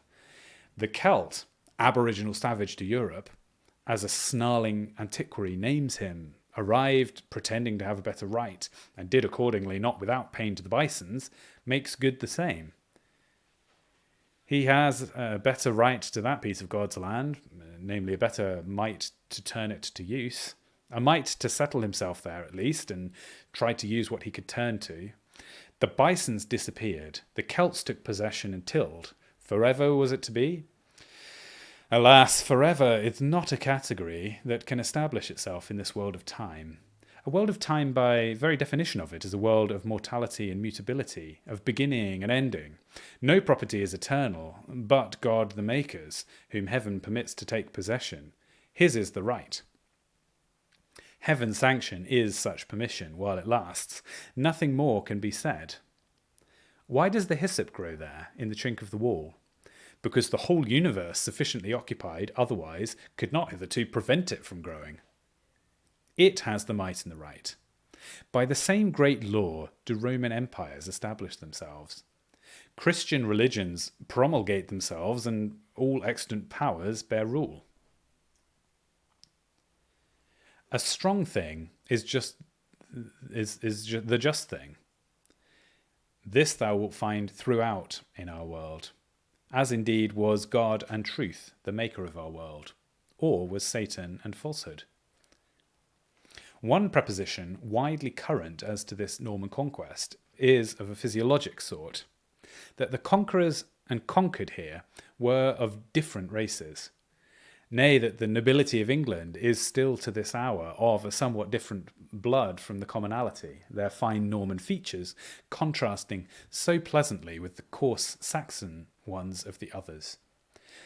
God knows there are coarse enough features to be seen among the commonalty of that country, but if the nobilities be finer, it is not their Normanhood that can be the reason. Does the above physiologist reflect who those same Normans, Northmen, originally were?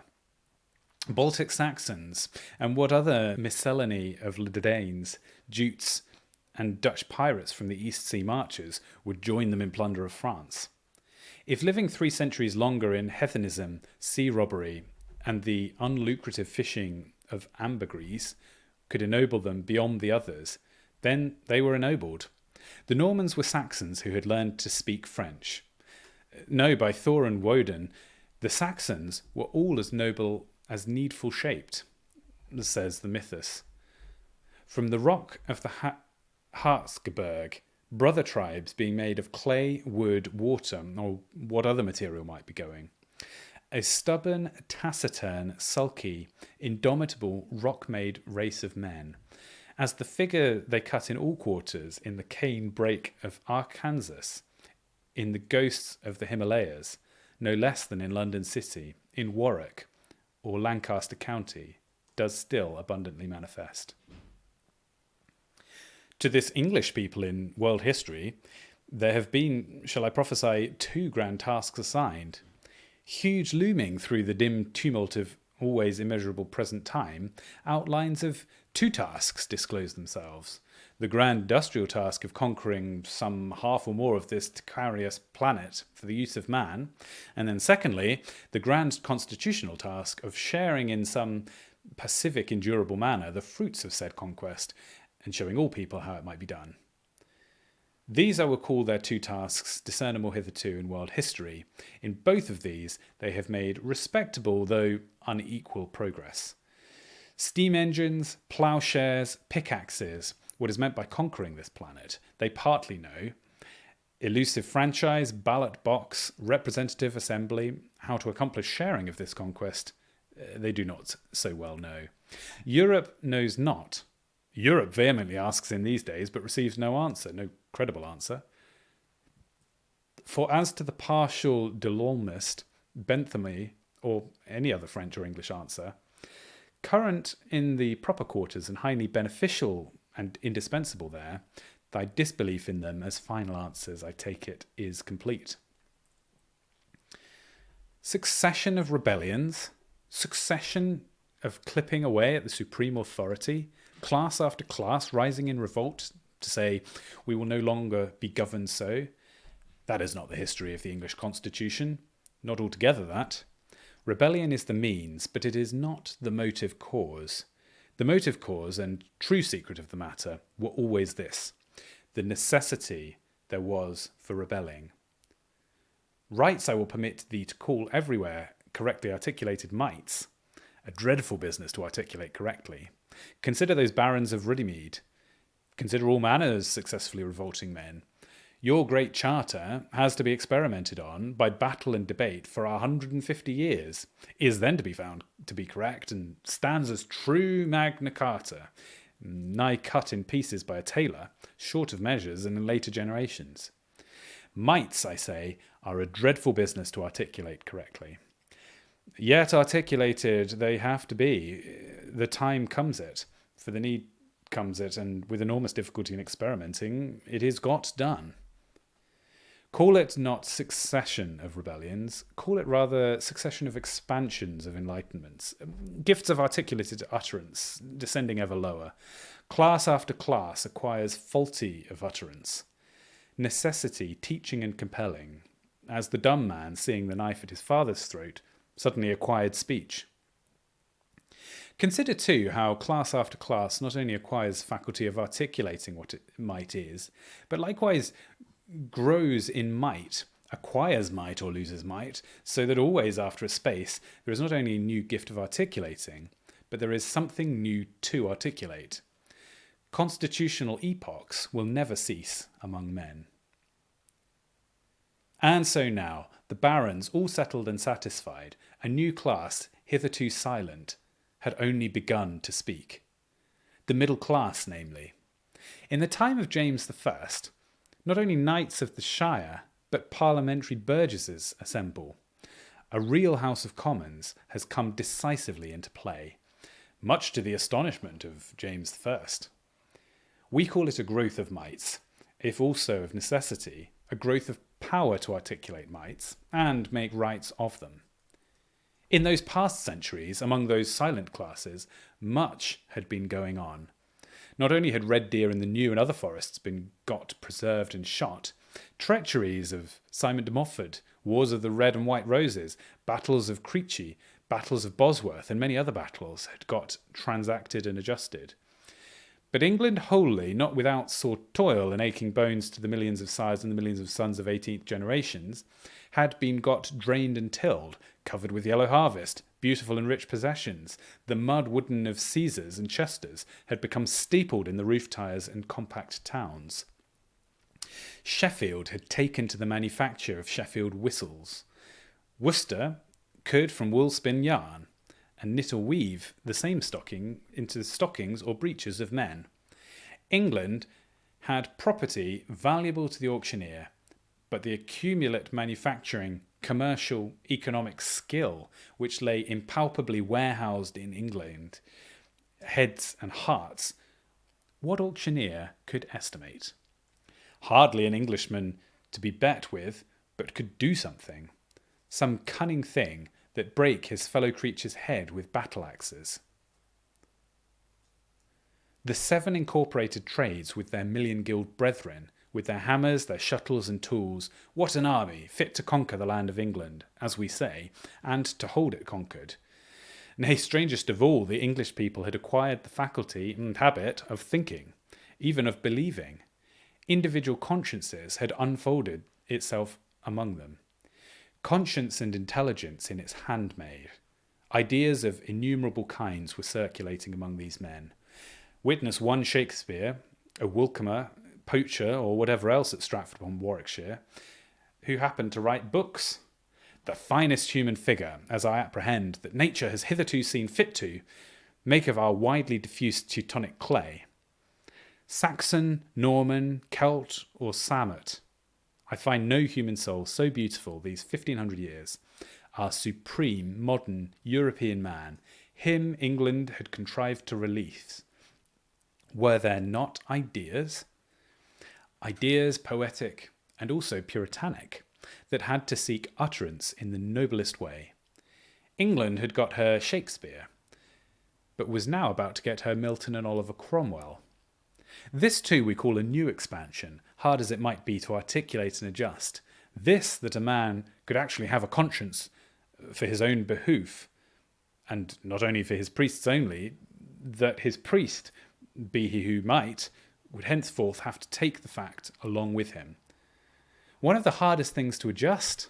It is not adjusted down to this hour. It lasts onwards to the time they call glorious revolution, before so much as a reasonable truce can be made, and the war preceded by logic mainly. And still it is war and no peace, unless we call waste vacancy peace. But it needed to be adjusted as the others had done, as still others will do. Nobility at Runnymede cannot endure foul play, grown palpable. No more can gentry and long Parliament. No more can commonalty in Parliament, they call reformed. Prine's bloody ears were as a testimony and question to all England. Englishmen, is this fair? England no longer content of himself, answered, bellowing as with the voice of lions, no, it is not fair.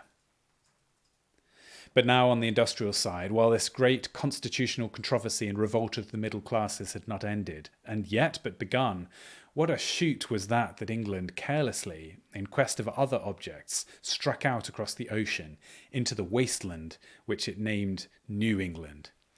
Hail to thee, poor little ship Mayflower of Delfthaven, poor common-looking ship, hired by common Chartism and for coined dollar, calked with more oakum and tar, provisioned with vulgarous biscuit and bacon. Yet what ship Argo, and what miraculous epic ship built like the sea gods, was not a foolish barge by comparison.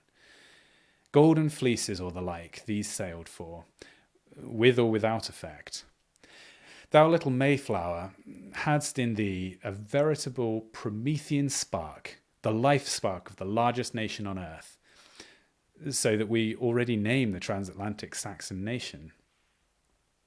They went seeking leave to hear sermon in their own method, these Mayflower Puritans, a most honest, indispensable search.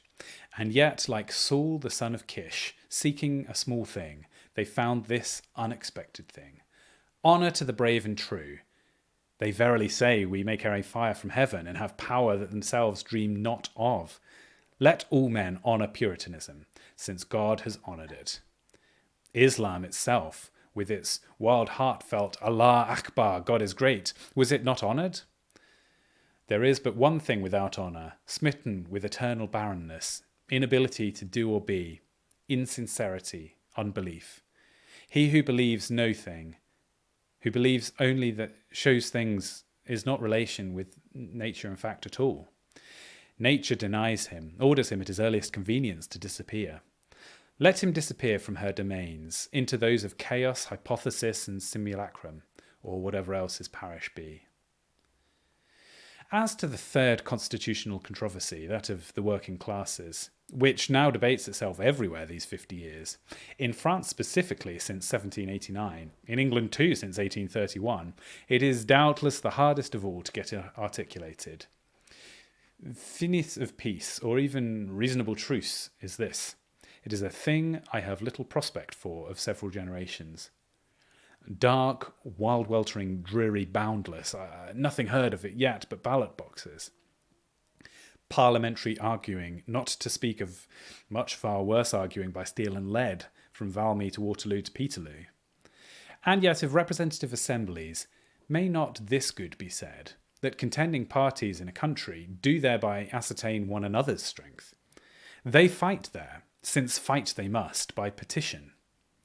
Parliamentary eloquence not by sword, bayonet, bursts of military cannon. Why do men fight at all, if it not be that they are yet unacquainted with one another's strength, and must fight to ascertain it? Knowing that thou art stronger than I, thou canst compel me. I will submit to thee, unless I chance prefer extermination and slightly secure to suicide. There is no other course for me. That in England by public meeting, by petition, by elections, leading articles, and other jangling hubbub, and tongue fence, which perpetually goes on everywhere in that country, people ascertain one another's strength, and most obdurate House of Lords has to yield and give in before it comes to cannonading and guillotinement. This is a saving characteristic of England. Nay, at bottom, this is the most celebrated of the English Constitution itself. This unspoken constitution, whereby privilege of Parliament, money bill, mutiny bill, and all that could be spoken and enacted hitherto, is not the essence of the body, but only shape and skin. Such constitution is in our times verily invaluable. Long stormy springtime, wet contentious April, winter chilling in the lap of very May, but at length of season does summer come. So long the tree stood naked, angry, wiry naked boughs moaning and creaking in the wind. You would say, cut it down, why cumbereth it the ground? Not so. We must wait, all things will have their time. Of the man Shakespeare and his Elizabethan era, with its Sidneys, Rileys, Bacons, what could we say? That it was a spiritual flower time? Suddenly, as with the breath of June, your rude naked tree is touched, bursts into leaves and flower. Such leaves and flower. The past long ages of nakedness and wintry fermentation and elaboration have done their part, though seeming to do nothing. The past silence has got a voice, all the more significant the longer it had continued silence. In trees, men, institutions, creeds, nations, in all things extant and growing in this universe, we may note such vicissitudes and budding times. Moreover, there are spiritual budding times, and then there are physical appointed to the nations. Thus, in the middle of that poor, calmated 18th century, see once more, long winter again past, the dead-seeming trees proved to be living, to always have been living. After motionless times, every bough shoots forth on that sudden, very strangely. It now turns out that this favoured England was not only to have her Shakespeares, Bacons, Sidneys, but to have her Watts, Arkwrights, Brindleys. We will honour greatness in all kinds. The Prospero evoked the singing of Ariel and took captive the world with those melodies. The same Prospero can send his fire demons painting across all the oceans, shooting with the speed of meteors on cunning highways from end to end of kingdoms, and make his iron his missionary, preaching its evangel to the brute primeval powers which listen and obey. Neither is this small Manchester, with its cotton fuzz, its smoke and dust, its tumult and contention, squalor, its hideous to thee. Think not so, a precious substance, beautiful as magic dreams, and yet no dream, but in reality lies hidden in that noisome rapage. A rapage struggling indeed, look at Chartisms and such like, to cast itself off and leave the beauty free and visible there. Hast thou heard with sound ears the awakening of Manchester on a Monday morning at 5:30 by the clock, and the rushing off of its 1,000 mills like the boom of an Atlantic tide, 10,000 times 10,000 spools and spindles all sent humming there? It is perhaps, if thou knew well, sublime as a Niagara, or more so. Cotton spinning is the clothing of the nation in its result, the triumph of man over matter in its means. Soot and despair are not the essence of it. They are divisible from it. At this hour are they not crying fiercely to be divided?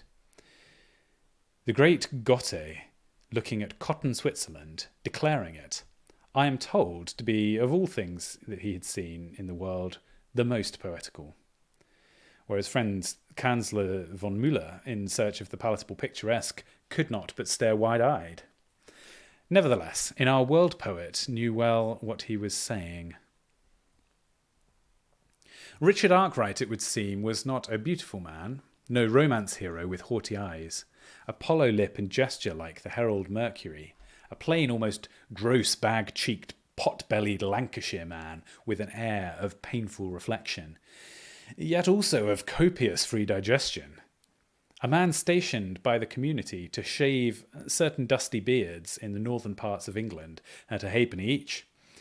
To such an end we say by forethought, oversight, accident and arrangement, had Richard Arkwright been, by the community of England and by his own consent, set apart. Nevertheless, in strapping of razors, in lathering of dusty beards, and the contradiction and confusions attendant thereon, the man had notions that the rough heads of his spindles, shuttles, wheels, and contrivances, plying ideally within the same rather hopeless-looking, which, however, he did at last bring to bear, not without difficulty. His townsfolk rose in a mob round him, for threatening to shorten labour, to shorten wages, so that he had to fly with broken washpots, scattered household, and seek refuge elsewhere. Nay, his wife too, as I learn, rebelled, burnt his wooden model of his spinning wheel, resolute that he should stick to his razors rather, for which, however, he decisively, as thou wilt rejoice to understand, packed her out of doors. O reader, what historical phenomenon is that bag-cheeked, pot-bellied, much-enduring, much-inventing barber? French revolutions were a-brewing, to resist the same in any measure. Imperial Kaisers were as impotent without the cotton of the cloth of England, and it was this man that had to give England the power of cotton. Neither had Watt of the steam engine a heroic origin.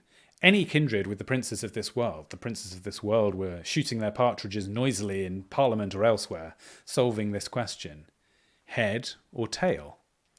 While this man with blackened fingers, with grim brow, was searching out in his workshop the fire secret, or having found it, was painfully wending to and fro in quest of a moneyed man, as indispensable as man midwife of the same. Reader, thou shalt admire what is admirable, not what is dressed in admirable. Learn to know the British lion when he is not throne supported, and also British jackass in lion's skin, even when he is. Ah, couldst thou always, what a world it were. But it has always been Berlin Royal Academy, or any English Useful Knowledge Society discovered, for instance, who it was that first scratched the earth with a stick and threw corns, the biggest he could find, into it. The seed grains of a certain grass which he named white or wheat. Again, what is the whole Tayswater and other breeding world to him who stole home from the forests the first bison calf and bred it to be a tame bison, a milk cow? No machine of all they showed me in Birmingham can be put to comparison for ingenuity with that figure of the wedge named knife, of the wedges named saw, of the lever named hammer. Nay, it is not with the hammer knife named sword that men fight and maintain any semblance of constituted authority that yet survives among us. The steam engine I call fire demon and great, but it is nothing to the invention of fire. Prometheus, Tubal-Cain, Triptolemus, are not our greatest men as good as lost? The men that walked daily among us, clothing us, warming us, feeding us, walk shrouded in darkness, mere mythical men. It is said, ideas produce revolutions, and truly they do. Not spiritual ideas only, but even mechanical. In this clanging, clashing, universal sword dance that only the European world now dances for the last half-century, Voltaire is but one choragus, where Richard Arkwright is another. Let it dance itself out. Where Arkwright shall have become mythic like Arcane, we shall still spin it in peaceable profit by him. And the sword dance, with all its sorrowful shufflings, Waterloo waltzes, Moscow gallopades, how forgotten that will be. On the whole, were not these things most unexpectedly foreseen? As indeed, what thing is foreseen? Especially what man, the parent of things? Robert Clive in that same time went out with a developed gift of penmanship as a writer or superior bookkeeper to a trading factory established in the distant East. With gift of penmanship developed, with other gifts not yet developed, which the cause of the case did by and by develop. Not fit for bookkeeping alone, the man was found fit for conquering nawabs, founding kingdoms in Indian empires.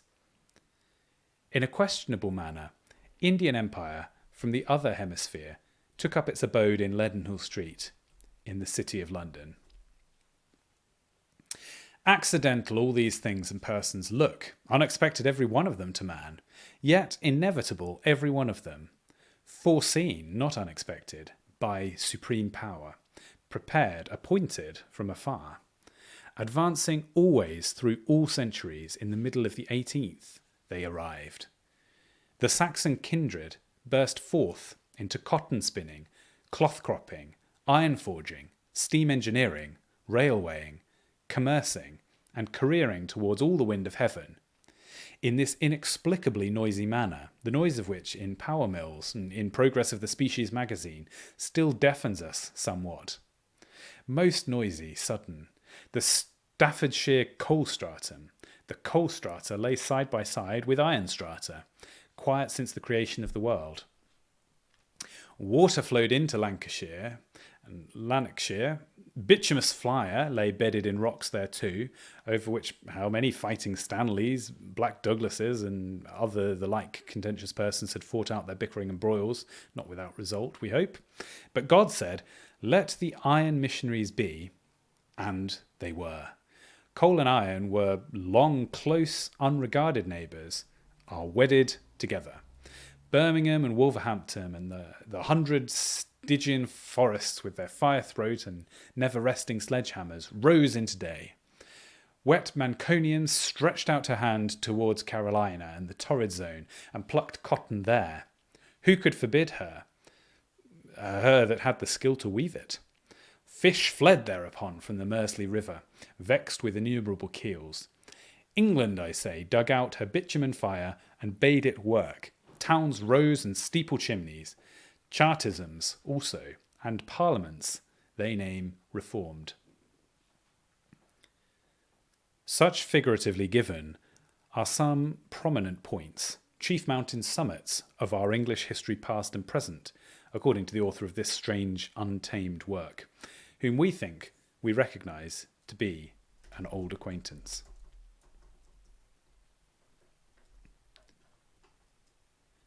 Chapter 9. Parliamentary Radicalism.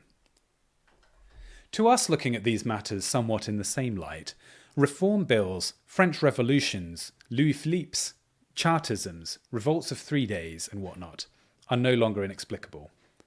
While the great mass of men is tolerably right, all is right. Where they are not right, all is wrong. The speaking classes speak and debate each for itself.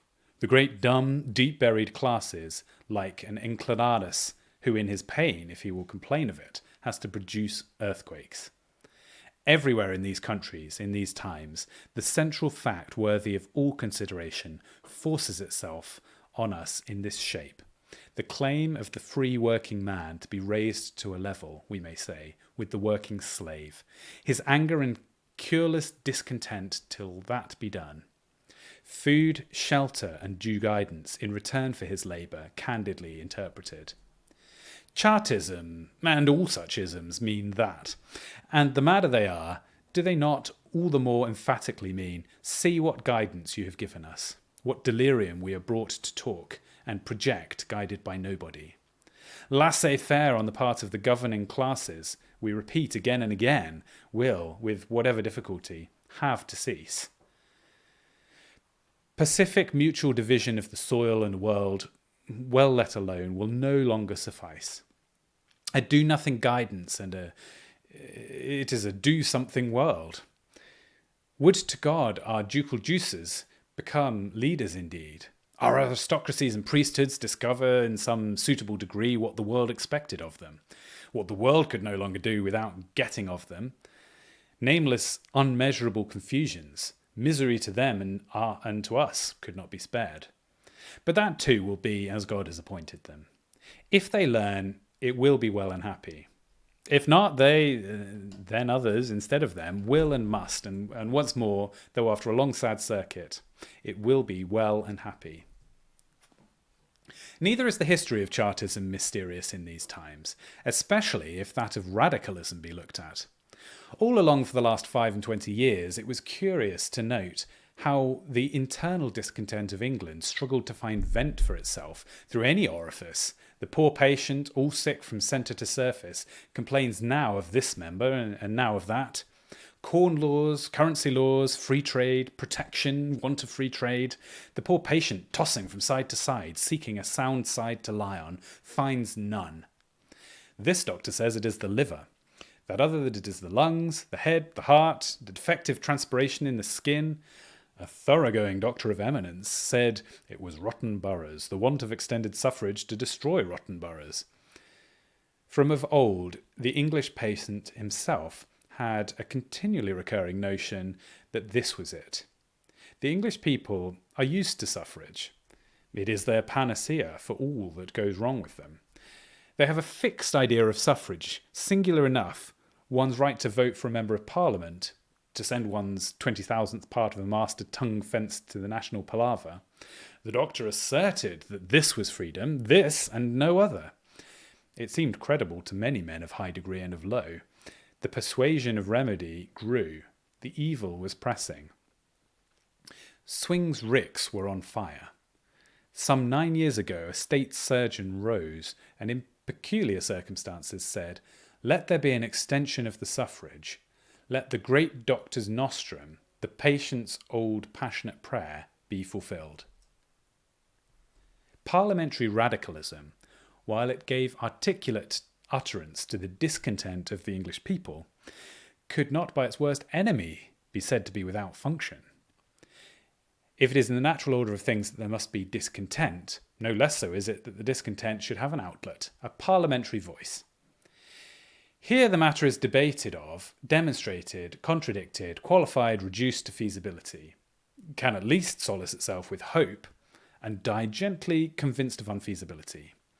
The new, untried assertions how it will fit itself into the arrangements of the old, whether the old can be compelled to admit it, how that in case it may, with the minimum of violence, be admitted, nor let us count it as an easy one, this function of radicalism. It was one of the most difficult. The pain-stricken patient does indeed, without effort, groan and complain, but not without effort does the physician ascertain what it is that has gone wrong with him, how some remedy may be devised for him, and above all, if your patient is not one sick man, but a whole sick nation. Dingy, dumb millions, grimed with dust and sweat, with darkness, rage and sorrow, stood round these men, saying, or struggling as they could say, "Behold, our lot is unfair. Our life is not whole but sick. We cannot live under injustice. Go ye and get justice."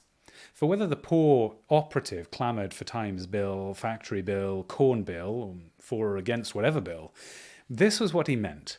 All bills, plausibly presented, have some look of hope in them, might get some clamour of approval from him. As for the man wholly sick, there is no disease in nosology, but he can trace himself to some symptom of it. Such was the mission of parliamentary radicalism. How parliamentary radicalism has fulfilled this mission entrusted to its management these 8 years now is known to all men. The expectant millions have sat in a feast of Barmecide, have bidden fill themselves with imagination of meat. What thing has radicalism obtained for them? What other than the shadow of things has it so much as asked for them? Cheap justice. Justice to Ireland, Irish appropriation clause, rote-paying clause, poor rate, church rate, household suffrage, ballot question, open or shut. Not things, but shadows of things. Benthamy formulas, barren as the east wind. An ultra-radical, not seemingly of the Benthamy species, is forced to exclaim, "The people are at last wearied." They say, "Why should we be ruined in our shops, thrown out of our farms, voting for these men? Ministerial majorities decline. This ministry has become impotent. Had it even the will to do good? They have called long to us. We are a reform ministry. Will ye not support us?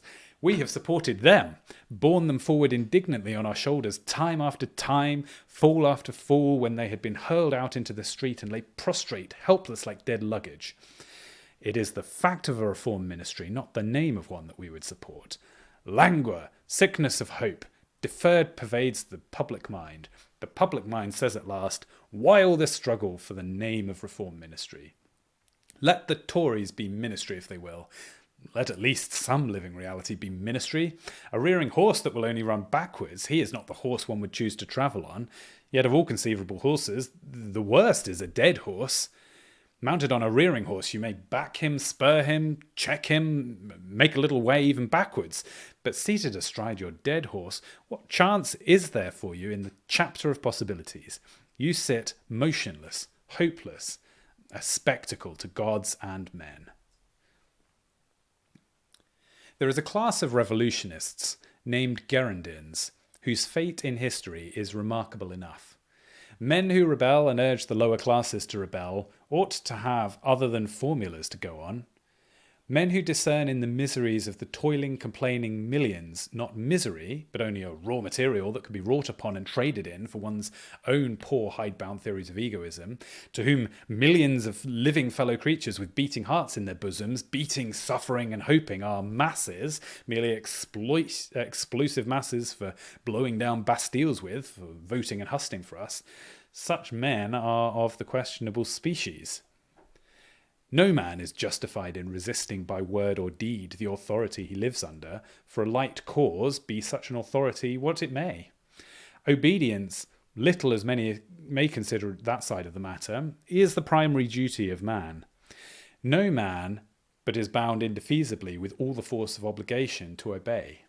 Parents, teachers, superiors, leaders, that all these creatures recognise as deserving obedience.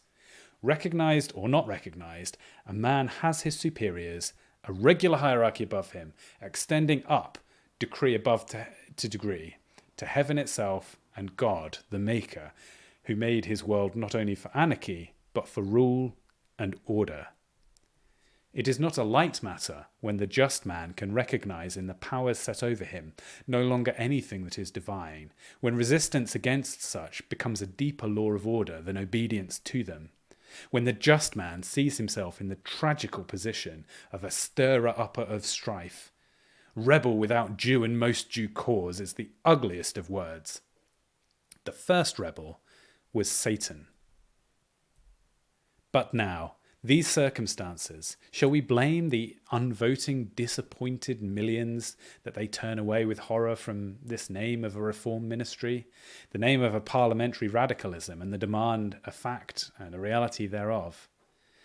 That they too, having still faith in what so many had faith in, still counting extension of suffrage the one thing needful, and say in such a manner as they can, let the suffrage be extended then, all will be well. It is the ancient British faith, promulgated in these ages by prophets and evangelists, preached forth from barrel-heads by all manner of men. He who is free and blessed has his 20,000th part of the master of a tongue fence in a national palaver. Whosoever is not blessed, but unhappy, the ailment of him is that he has it not. Ought he not then to have it? By the law of God and of men, yea, he will have it withdraw. Chartism, with its 5 points borne aloft on pike-heads and torchlight meetings, is there. Chartism is one of the most natural phenomena in England. Not that Chartism now exists should provoke wonder, but that the invited hungry people should have sat 8 years at such a table of the Barmecide, patiently expecting somewhat of the name of a reform ministry, and not till after 8 years have grown hopeless. This is the respectable side of the ministry. Chapter 10. Impossible. "But what are we to do?" exclaims the practical man impatiently on every side. "Descend from speculation and from the safe pulpit down into the rough marketplace and say what can be done? Oh, practical man, there seems very many things which practice and true manlike effort in Parliament and out might actually avail to do. But the first of all things, as already said, is to gird thyself up for actual doing, to know what thou must either do, or, as the Irish say, come out of that." It is not a lucky word, this same impossible. No good comes of that. No good comes of those who have it so often in their mouth. Who is he that says always, "There is a lion in the way"? Sluggard, thou must say to the lion then, "The way has to be travelled." In art, in practice, innumerable critics will demonstrate that most things are henceforth impossible, that we are got once and for all into the region of the perennial commonplace, and must contentedly continue there. Let such critics demonstrate it is the nature of them, what harm is in it. Poetry, once well demonstrated to be impossible, arises the Burns, arises the Goethe. Unheroic, commonplace beings, now clearly all we have to look for, comes to Napoleon, comes conquest of the world. It was proved by fluxionary calculus that steamships could never get across from the farthest point of Ireland to the nearest of Newfoundland.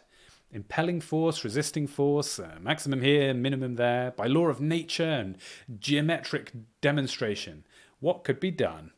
The Great Western could weigh anchor from Bristol port. That could be done. The Great Western, bounding safe through the gullets of the Hudson, threw her cable out on the capstan of New York and left our still moist paper demonstrations dry itself at leisure. "Impossible!" cried Mirabeau into his secretary. "Ne me dites jamais le bête de mot." Never name to me that blockhead of the world. There is a phenomenon which one may call paralytic radicalism in these days, which gauges with statisms, with a statistic measuring reed, sounds which philosophic politico-economic plummet in the deep dark sea of trouble. And having taught us rightly what an infinite sea of troubles it is, sums up with practical inference and use of consolation, that nothing whatever can be done in it by man, who has simply to sit still and look wistfully from time to time, and general laws, and thereupon, without it so much as recommending suicide, and it coldly takes its leave of us. Most paralytic, unexstructive, unproductive of any comfort of one.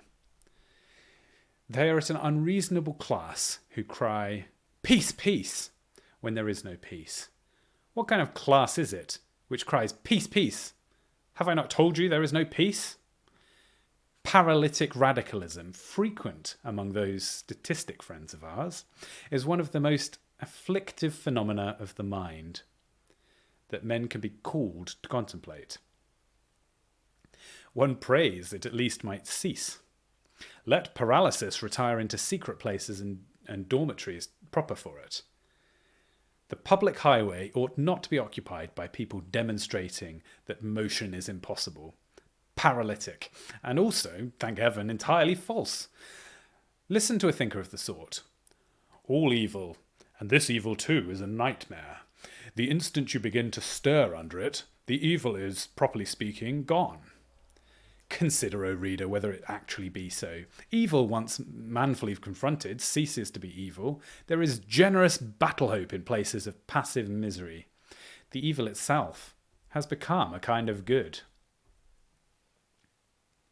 To the practical man, therefore, we will repeat that he is, as the first thing he can do, to gird himself up for the actual doing. To know well that he is either there to do or not there at all. Once rightly girded up, how many things will present themselves as doable which are now not attemptable? 2 things, great things, dwell in the last 10 years in all thinking heads in England, and are hovering of late even on the tongues of not a few. With a word on each of these, we will dismiss the practical man and rightly, gladly take ourselves into obscurity and silence again. Universal education is the first great thing we mean. General emigration is the second. Who would suppose that education were a thing which had to be advocated on the ground of local expediency, or indeed of any ground? As if it stood not on the basis of everlasting duty as a prime necessity of man.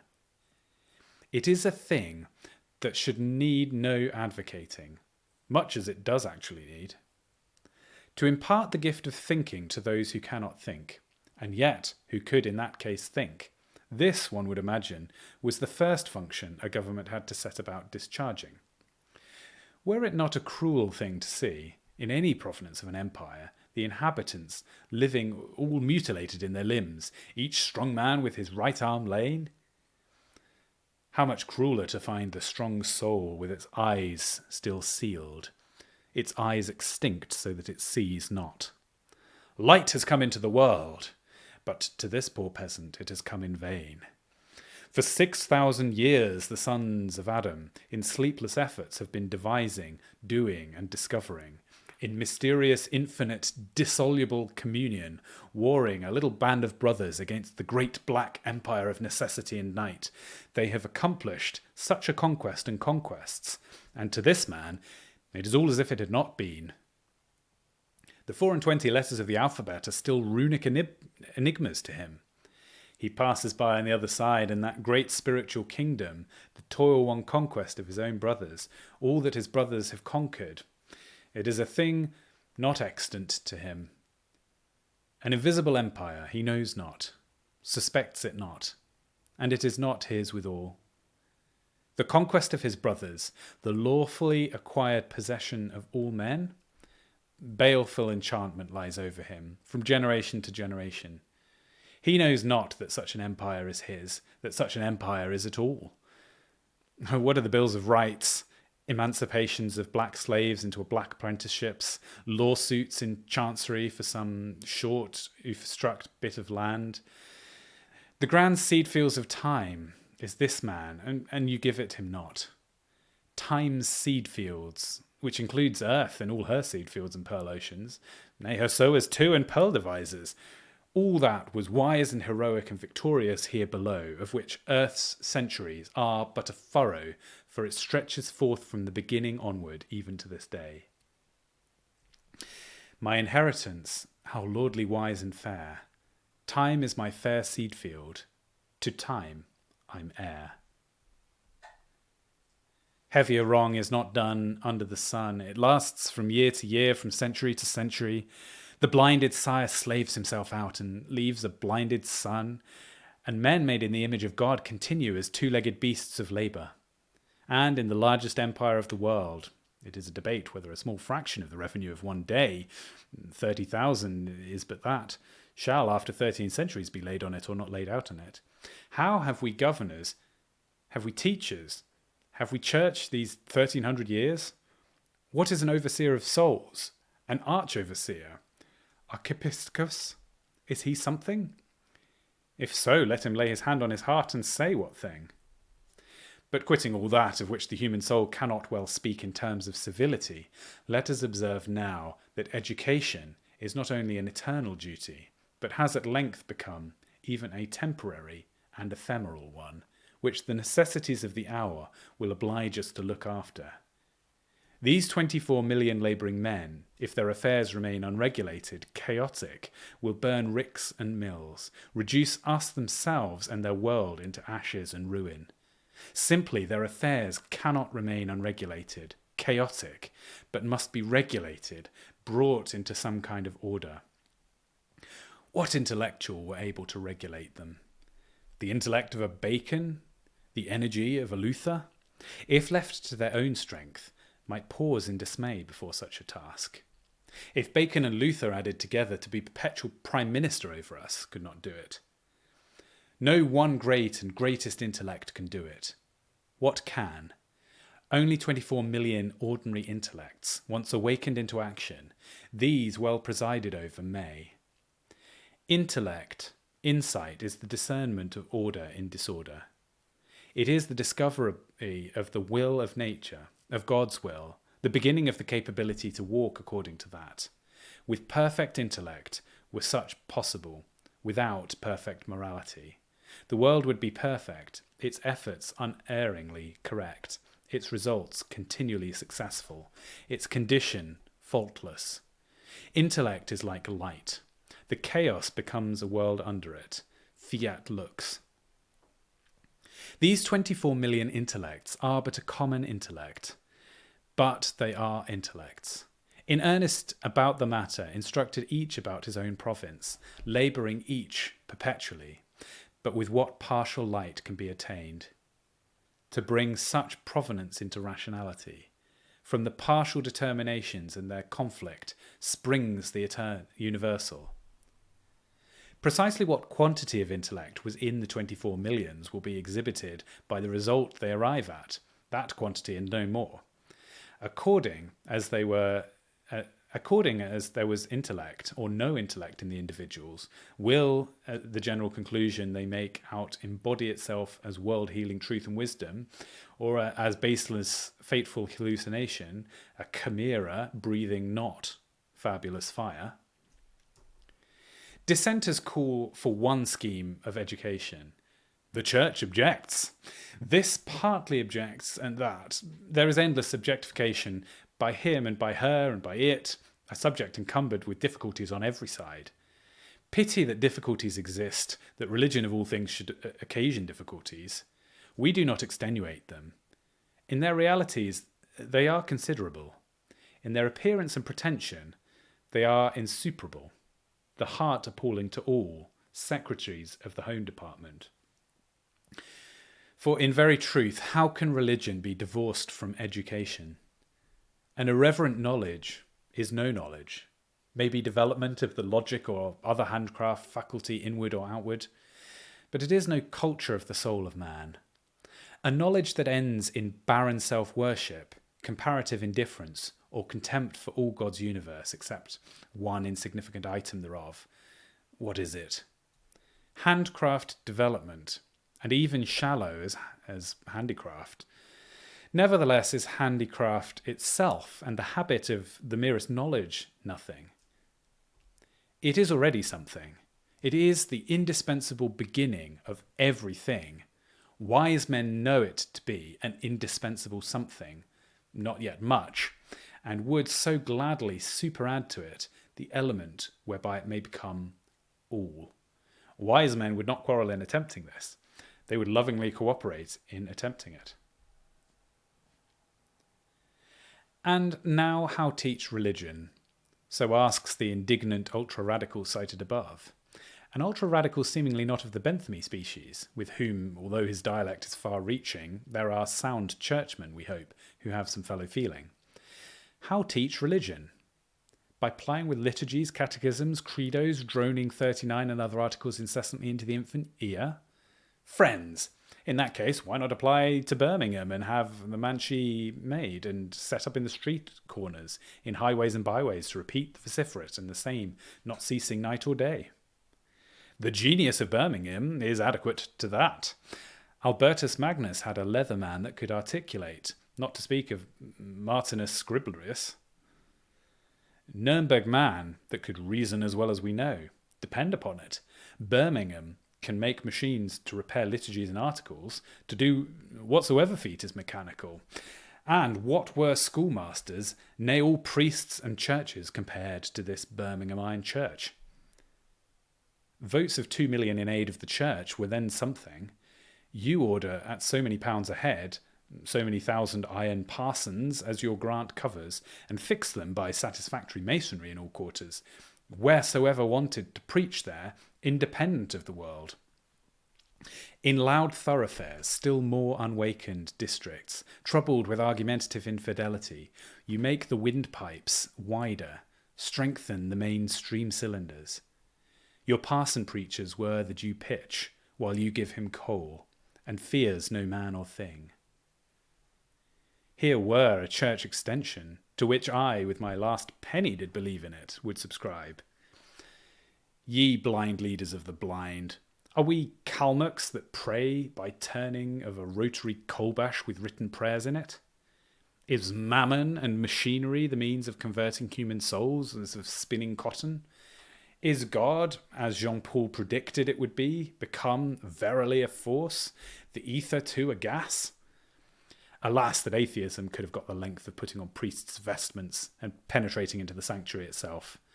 Can the droning of articles, repetitions of liturgies, and all the cash and contrivance of Birmingham and the Bank of England, united, bring ethereal fire into a human soul, quicken it out of earthly darkness into heavenly wisdom? Soul is kindled only by soul. To teach religion, the first thing needful, and also the last and only thing, is to find of a man who has religion. All else follows from this. Church building, church extension, whatever else is needful follows. Without this, nothing will follow. From which we, for our part, conclude that the method of teaching religion to the English people is still far behindhand, that the wise and pious may well ask themselves in silence wistfully, how is that last priceless element by which education becomes perfect to be superadded? And the unwise who think themselves pious answering aloud, by this method, by that method. Long argue of it to small purpose. But now in meantime, could not by some fit official purpose, some fit announcement be made, in words well weighted, in plan well schemed, adequately representing the facts of the thing, that after 13 centuries of waiting, he, the official person, and England with him, was minded now to have the mystery of the alphabetic letters imparted to all human souls in this realm.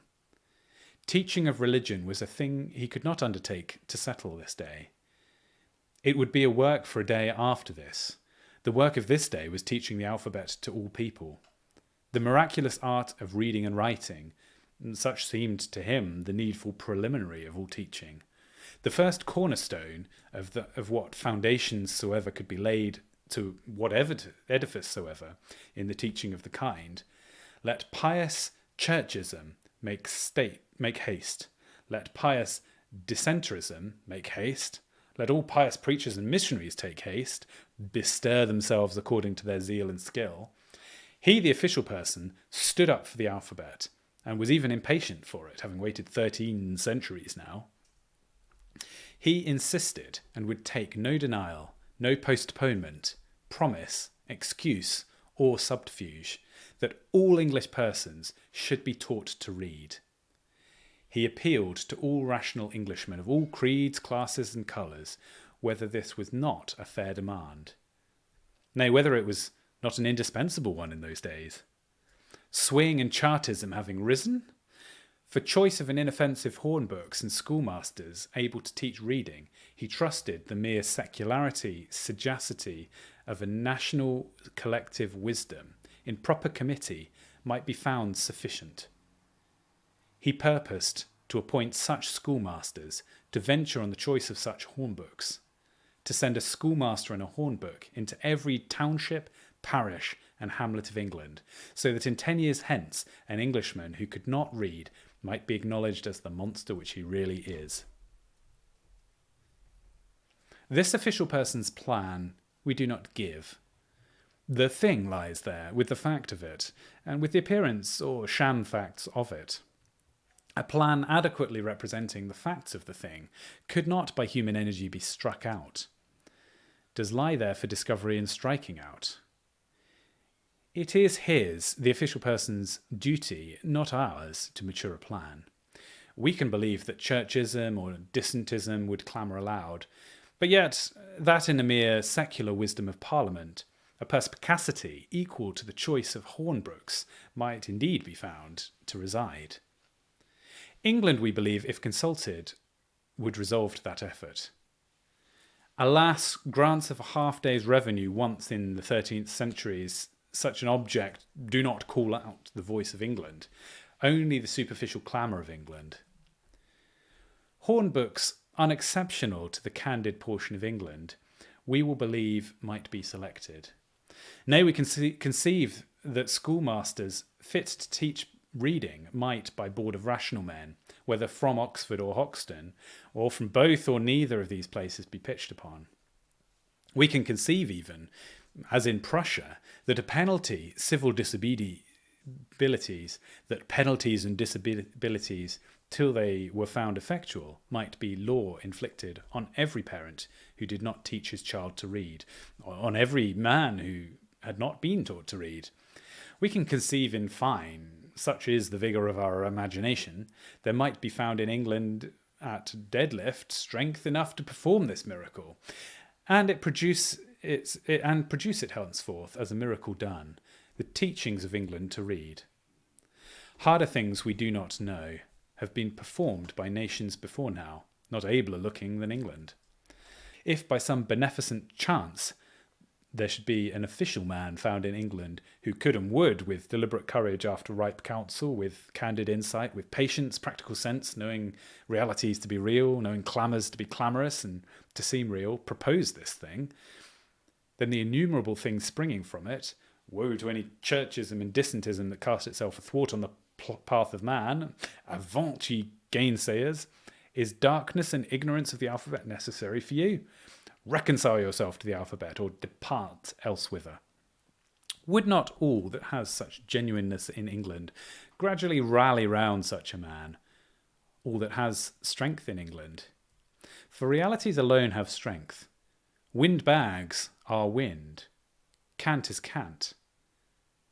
Leave it alone there. Nor are all clamours momentous among living creatures. We find the loudest is the longest erred. Among lifeless things, the loudest is the drum, the emptiest, alas. That official persons, and all of us, had not eyes to see what is real, what is merely chimeral, and thought or called itself real. How many dread minatory castle spectres should we leave there, with their admonishing right hands and ghastly burning saucer eyes, to do simply whatever they might find themselves to do? Alas, that we were not real ourselves. We should otherwise have surer vision for the real. Castle spectres in their utmost terror are but poor mimicries of that real and most real terror which lies in the life of every man, that thou coward is the thing to be afraid of, if thou wilt live in fear. It is but the scratch of a bare bodkin. It is but the flight of a few days in time. And even thou, poor palpitating feather brain, wilt find how real it is. Eternity. Hast thou heard of it? Is that a fact, or is it no fact? Are Buckingham House and St. Stephen's in that, or not in that? But now we have to speak of a second great thing, Emigration. As it was said above, all new epochs, so convulsed and tumultuous to look upon, are expansions, increase of faculty not yet organised. It is eminently true of the confusion of this time as of ours. Disorganic Manchester afflicts us with its Chartisms, yet it is not spinning of cloth for the naked intrinsically a most blessed thing. Manchester, once organic, will bless and not afflict. The confusions, if we would understand them, are at bottom mere increase, which we know not yet how to manage. New wealth which the old coffers will not hold. How true is this above all of the strange phenomenon called overpopulation? Overpopulation is the grand anomaly which is bringing all other anomalies to a crisis. Now once more, as it is at the end of the Roman Empire, a most confused epoch, and yet one of the greatest, the Teutonic counties find themselves too full. On a certain western rim of our small Europe, there are more men than were expected. Heaped up against the western shore, there, and for a couple of 100 miles inward, the tide of population swells too high and confuses itself somewhat. Overpopulation. And yet, if this small western rim of Europe is overpopulated, does not everywhere else a whole vacant earth, as it were, call to us? Come and tell me, come and reap me. Can it be an evil that in an earth such as ours there should be new men? Considered as mercantile commodities, as working machines, is there in Birmingham or out of it a machine of such value? Good heavens, a white European man standing on his own two legs with his 5-figured hands and his shackled bones and miraculous head on his shoulders is worth something considerable, one would say. The controversies on Malthus and the population principle, preventative checks, and so forth, with what the public ear has been deafened for a long while, are indeed sufficiently mournful. Dreary, stolid, dismal, without hope of this world or the next, is all that the preventative check and the denial of the preventative check. Anti-Malthusians quoting their Bible against palpable facts are not a pleasant spectacle. On the other hand, how often have we read in the Malthusian benefactors of the species, the working people have their conditions in their own hands. Let them diminish the supply of labourers, and of course the demand and the remuneration will increase. Yes, let them diminish the supply. But who are they? They are the 24 millions of human individuals scattered over 118,000 square miles of space and more, weaving, delving, hammering, joining, each unknown to his neighbour, each distinct within his own skin. They are not a kind of character that can take a resolution and act on it very readily. Smart Sally in our alley proves all too fascinating to brisk Tom in yours. Can Tom be called to make pause and calculate for the demand of labour in the British Empire first? Nay, if Tom did renounce his highest blessedness of life and struggle and conquer like a St. Francis of Assisi, what would it profit us? 7 million of the finest peasantry do not renounce, but proceed all the more briskly, and with blue-visaged Hibernians instead of fair Taxon Thomsons and Salisons. The latter end of that country is worse than the beginning. O wonderful Malthusian prophets! Millenniums are undoubtedly coming, must come one way or the other. But it will be, think you, by 20 millions of working people simultaneously striking work in that department, passing in universal trade unions, a resolution not to beget any more till the labour market becomes satisfactory. By day and night they were indeed irresistible so. Not to be compelled by law or war, might make their own terms with the richer class and defy the world. A shade more rational is that of the other benefactors of the species, who counsel that in every parish, in some central locality, instead of the parish clergyman, there might be established some parish exterminator, or say a reservoir of arsenic kept up in the public expense, free to all parishioners, for which church rates would probably not be grudged. It is a bitter jesting on such a subject.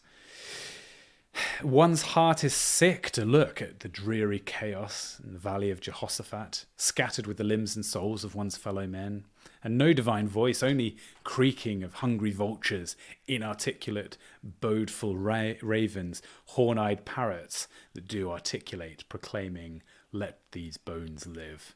Dante's Divina Commedia is called the most mournful of books, descendant, mistemper of the noblest soul, utterance of a bound-like, godlike, unspeakable, implacable sorrow and protest against the world.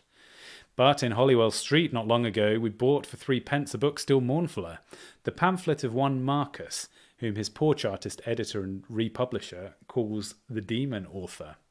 This Marcus pamphlet was the book alluded to by Stevens the preacher Chartist in one of his harangues, and it proved to be no fable that such a book existed. Here it lies, printed by John Hill, Black Horse Court, Fleet Street, and now reprinted for the instruction of the labourer by William Dougal, Holywell Street, Strand. The exasperated Chartist editor who sells you it for 3p. We have read Marcus, but his sorrow is not more divine. We hoped as he would turn out to have been in sport, but no, it is grim earnest with him, grim as very death. Marcus is not a demon author after all.